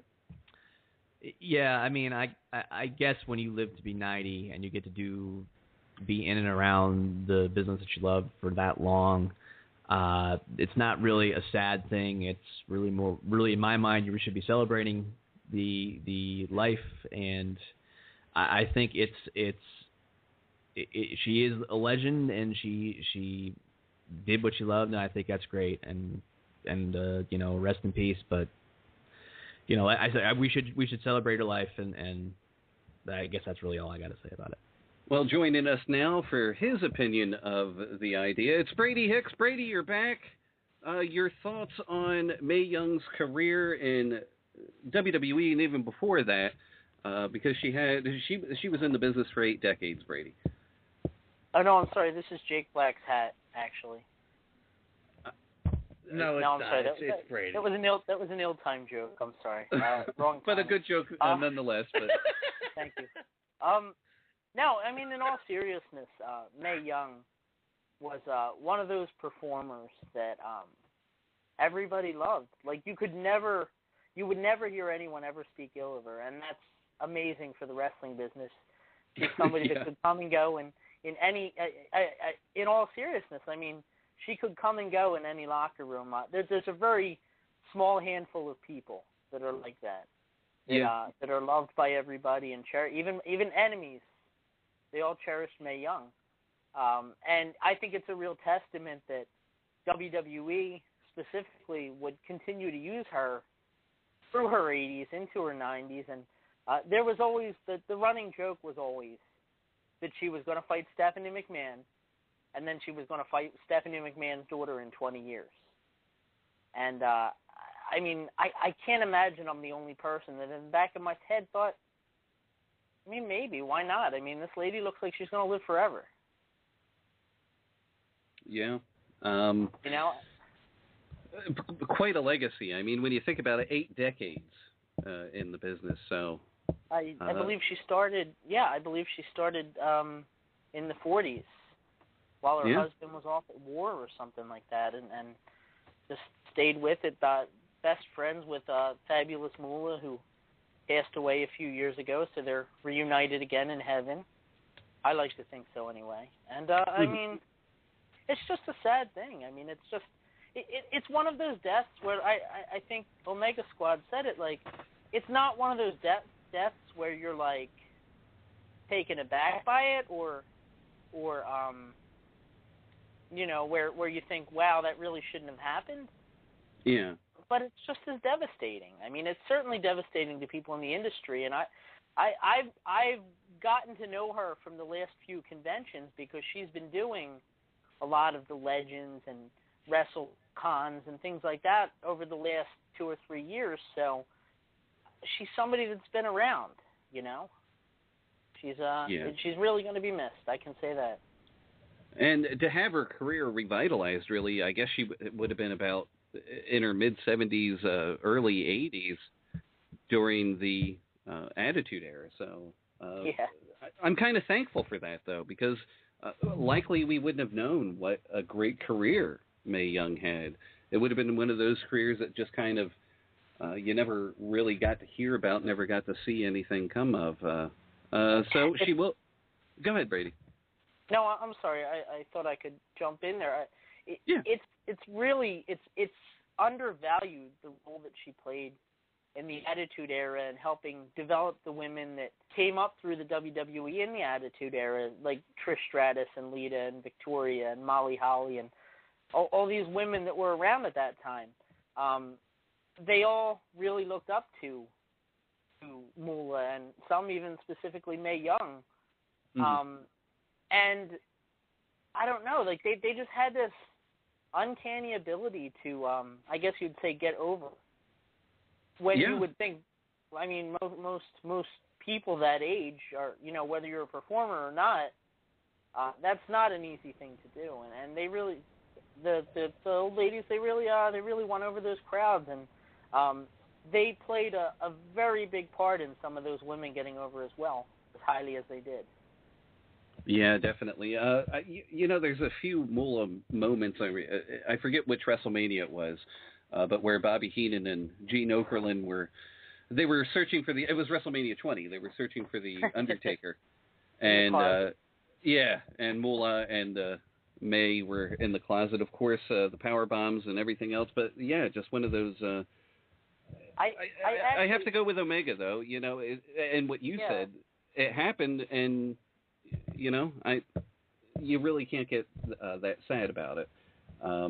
Sure, it's a passing, and we'll miss her, but she was 90, so it's. She lived a fantastic life. This certainly wasn't a premature death, and this certainly wasn't in any sort of a way where she abused her body or took advantage of the life that she was given. It's not a case like that at all. Obviously, when you reach that old, I actually have a Mae Young moment that I'll remember forever, like a personal one. You're familiar with Cameron Hall, correct? RC from yeah. Completely Damaged. Well, he goes around these conventions and he interviews all these different people, and he asks pretty standard questions. But when he had Mae Young, he asked her one or two questions, and he said, and I was right there, I saw it, I couldn't believe he said it. He didn't mean it like this, because God bless Cameron, he says things without thinking what he's actually saying. He said to her, "Now, Mae Young, before you go, do you have any last words?" and she looked at him like, "Are you serious? Should I beat the crap out of you right now?" But you know what? She just kind of stepped back. She collected herself. She was laughing. She said how stupid that sounded. And then, I don't know, that's just how Mae Young was. Things just rolled off her shoulders, Nothing bothered her. Okay, but so that's my story. I do want to. No, that's a great. That's a great story. And if you know RC, it does make a lot more sense, because he's really just an innocent, kid, really. And I could put the YouTube up on your page. It's hilarious. Yeah, go ahead, do that. Definitely, because I tried to find it before, but I couldn't find it. Because there's so many different episodes of Completely Damaged. You're more than welcome to stick around for this as well. Daniel Bryan, what's the sense of joining the Wyatts? I'll start with Omega, then I'll go Dan, then I'll go Brady to wrap that one up. But Omega, what's the sense of joining the Wyatts if you take them out of the angle, 2-3 weeks in? I don't know, quite frankly. And I was in the camp of really wanting to see where this one went, and I guess I feel a little jilted about it.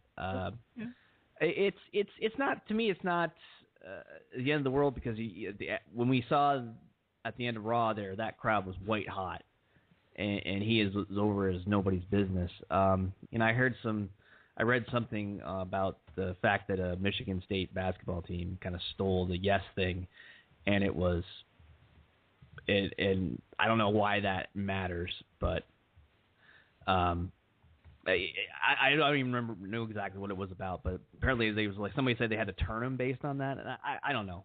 I don't know if that actually influenced WWE at all, but if it did, that's stupid. But yeah, I don't get the sense of turning or having Daniel go to the Wyatts for 2 weeks and then turn on him. I don't understand. I really want to see a longer program with that, and I just don't understand it. I was disappointed. Disappointment, Dan. Your thoughts? I agree with Omega 100%. If it went somewhere a little longer, I don't see the point. It's, I will say he didn't need to go over any more than he was.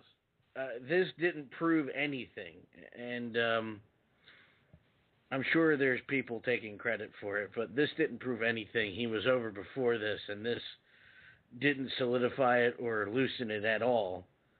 I'm just confused by the whole thing. I don't know. Disappointment and confusion. Brady, your thoughts? Speaking of disappointment and confusion, I'll tell you what. I look at this entire aborted angle, and you can call it whatever you want, but it's an aborted angle. It was obviously intended to play out longer than 2 weeks. Whether 80,000 non-wrestling fans doing the yes chant, whether that influenced it or not, I couldn't tell you. I'm not there when they made the decision, but I can tell you that it was a test for Daniel Bryan. That they clearly wanted to see exactly how over he was. Thinking that if he continued to be over with the Wyatts and not giving the fans what they wanted, then this guy is for real. This guy's legit. And it's clear to me, watching, I was at SmackDown last Tuesday. He did almost nothing. And the fans ate up every bit of what he gave them. I mean, they booed when he didn't come out with the Wyatts in the beginning of SmackDown, and they cheered him when he came out to do a heel run-in. They love this guy. They love everything about him. I think he's the most popular guy in the company, and I'm crossing my fingers. I don't know if you guys heard about this concussion thing. Yeah. But I do think that Daniel Bryan was going to win the Royal Rumble, whether he was a member of the Wyatts or not. Jeez. What about Batista then? Where does he fit in all this? I'll start with you, Brady. Well, the cool thing about having Batista back, and I was always a Batista fan. I know a lot of people aren't, but I think he really works. He has a great look.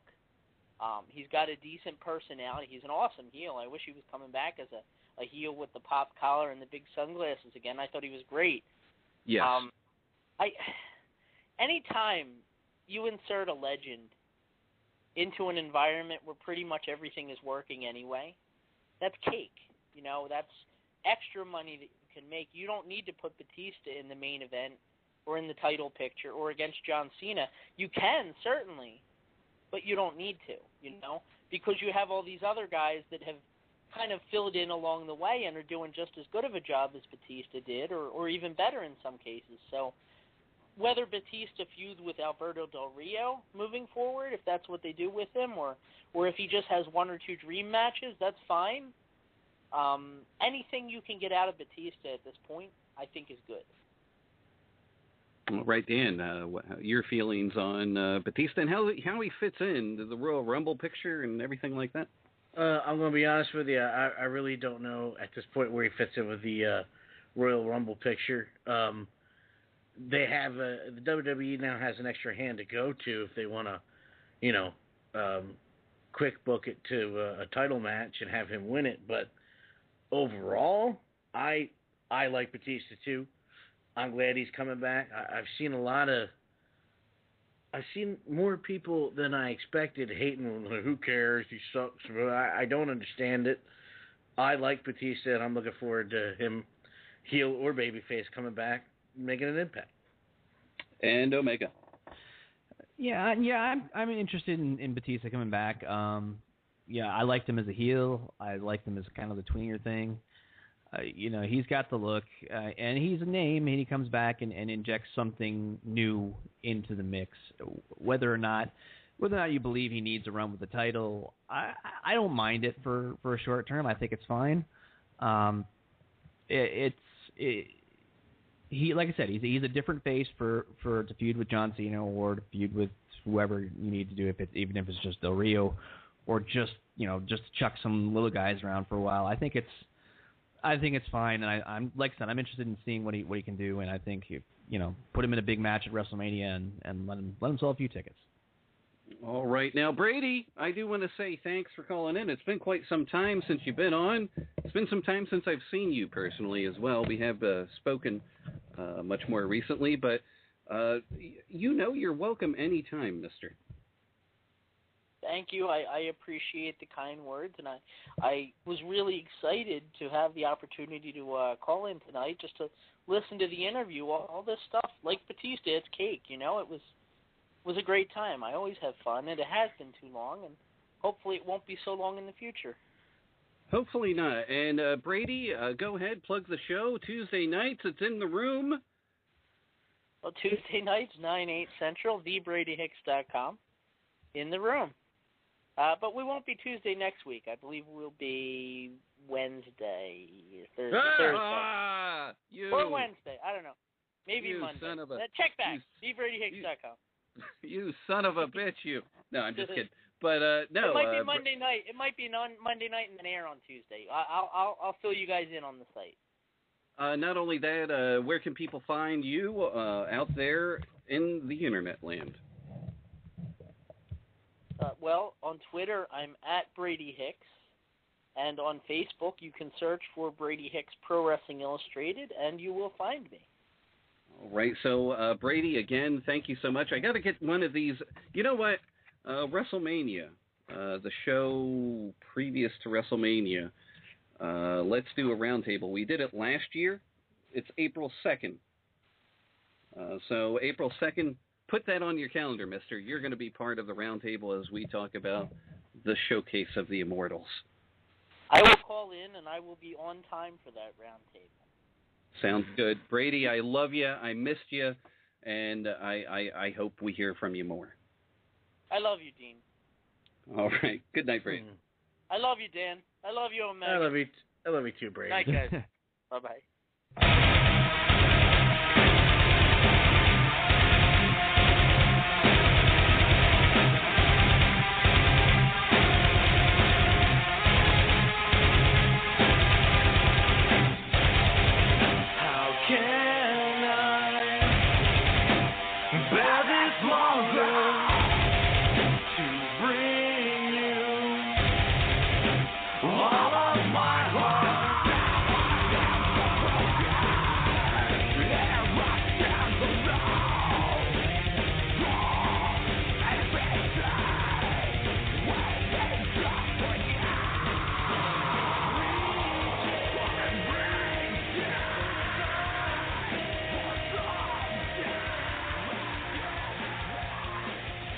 All right, so that was the Brady Hicks, and you can check him out every Tuesday. Apparently not next Tuesday, but you can check him out every Tuesday at thebradyhicks.com, TheBradyHicks.com, for more information on In the Room.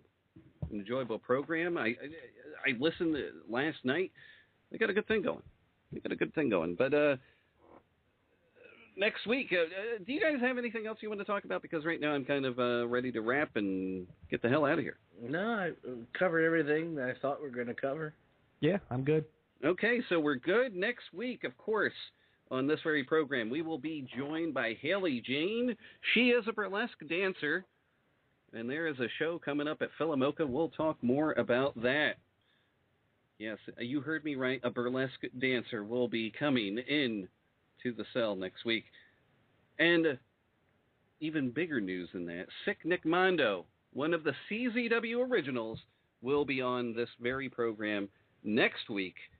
We will have an interview with Sick Nick Mondo. Of course, he made his return at Cage of Death 15. Dan, Nick Mondo. You know what? I'm really looking forward to it. I just watched that documentary on Scarred, which I didn't even know existed. I don't know how I missed it. Great documentary. A lot of miles on this guy, a lot to talk about, a lot of questions I want to ask him. And it was such a career, so brief in its scope, but 4 or 5 years meant so much more in the long run. I mean, his legacy obviously lived on through Rory Mondo. Of course, he was known as Little Roy Mondo for some time. So, and he actually speaks about Rory Mondo. Now, this the documentary you're talking about was from 2004, before Rory Mondo started his career. So it's interesting to go back and you see, there's this kid that started. He still goes to the shows dressed as me, that sort of thing. So to see where it all kind of came together. So Sick Nick Mondo will be here next week. Looking forward to that. Also, on the 29th, the return of Papa Don, Dan. Yeah. Return. This has been too long. It's been a long time coming, and he needs to return. A staple, if you will, a regular of Hell in a Cell Talk Radio. It's time for you to come home, Papa Don. So Papa Don returning. Omega's a little downcast because he has off that week. Yes. Oh, well. When do I get to have off? I'm sure he'll find a way to insult me and call me a transformer somehow. Probably. Yeah. Probably. Whatever. We will have that special moment. On the 5th, we have Anthony Terrell. He is actually going to fight at CFFC coming up on February 8th at the Borgata. He is an undefeated fighter. I'll send you more information about him, Omega, but that should be an interesting interview. This guy is pure devastation, Omega, and when you see some of his knockouts, you'll see what I'm talking about. That sounds interesting. Yeah, he's really good. He got a kind of a late start on his MMA career, but we'll talk all about that. And, of course, that same night on the 5th is A French Interruption, Part 9 with Monsieur Ooh La La. Dan? Oh, sorry, I didn't know you were looking for a comment. Again, somebody who's been a long time coming, who we've pretty much covered his career, but there's 100 things we could ask this guy. He's been obviously, if you don't know, he's been in the indie level for, 25 years now? 30? Probably 25-ish. Closer to 25. But he's got a lot of stories, and I encourage everybody to listen. He's kind of like a clean Bob Levy. Yes, he is a clean Bob Levy. You know, a similar type of roller coaster ride you go on, but not nearly. You don't need a shower when you're done. You are definitely. You only need to brush your teeth. Or wash out your eye. Wash out your eye. Oh, that is a good one, yes. Is there anybody you have your eye on? I didn't mean it like that. But anyway, on the 12th, we're going to have Oz Tyler. It's his first full-length interview that we're going to have with him, so I'm looking forward to that. And that all counts down to episode 100. Episode 100 will be February 19th. And I'm not even sure what we're going to do yet, but definitely in the planning stages, definitely some things that I'd like to do for that show. Episode 100, Dan. You know what? We made it. Through thick and thin, through battle after battle, we made it. And I say we keep going and take this train all the way to the station. Omega. Or run it into the ground. One or the other. Whatever. You know. Whatever works. But episode 100, Omega, you've been part probably of 90 or so of them. Probably, I think your first... I think the first time you were on was May of 2012. So you have been here for quite some time. Your thoughts, of course, when we get to episode 100, we'll have this in more detail, but just your thoughts getting there. It's a little weird considering, I was so committed to, not committing. And, 90-some episodes later, here I am. Yeah. You were so adamant in the beginning not to be... Can't be tied down. Yeah, you were... I think Potsy said that to Fonzie. I'm going to remember that moment forever. But, no, that, certainly. But as far as the network, After Midnight returns this week. That's MLJ and I. Unless, of course, MLJ is at a bar and Dan has to fill in again. Yeah. Mm-hmm. So After Midnight will be coming up on Friday at 11:59 p.m. Same place, same channel. The 20th will be Obey the Puck. Dan, what do you have planned for Obey the Puck? Or are you still putting that all together because we up-to-date type of stuff? We put it up together. We put it all together up to date with the news. So I'm not sure. Follow all your updated NHL and other hockey news at Obey the Puck, and follow us on Twitter at Obey Puck Show. There you go. And Moose Knuckle Radio makes its return. Yeah. On the 21st, which is next Tuesday, a new start time for Moose Knuckle Radio. We're going to start at 8. So the perfect thing that you can do, quite, in my opinion, would be to listen to Moose Knuckle Radio at 8 o'clock, and then that kind of will bleed right in to In the Room at 9:30 on thebradyhicks.com. See, I'm always thinking of ways to do things perfect that benefits everybody. Perfect night of indie radio. Ah, you like that? I do. So that's the week that we have coming up. That's some episodes we have coming up as well. Of course, our 2-year anniversary is coming up in April, and that's going to be April 16th, our 2-year anniversary show. So a lot of good things going on here. You can't keep a good man down. Omega, where can the fine people find you? Follow me on Twitter at Omega Squad. Dan, how about Dan Law 83. And Obey Buck Show. That's right. Of course, I am the Dean of Credibility, Double D. You can find me at Folsom County. You can also support us by following on Twitter at HIAC Talk Radio and on Facebook, facebook.com/HIAC Talk Radio. We're on iTunes. Just search for HIAC Talk Radio. We're also on Stitcher. Do the same there. We're live every Wednesday at 9 p.m. And until after midnight, you guys have a good night.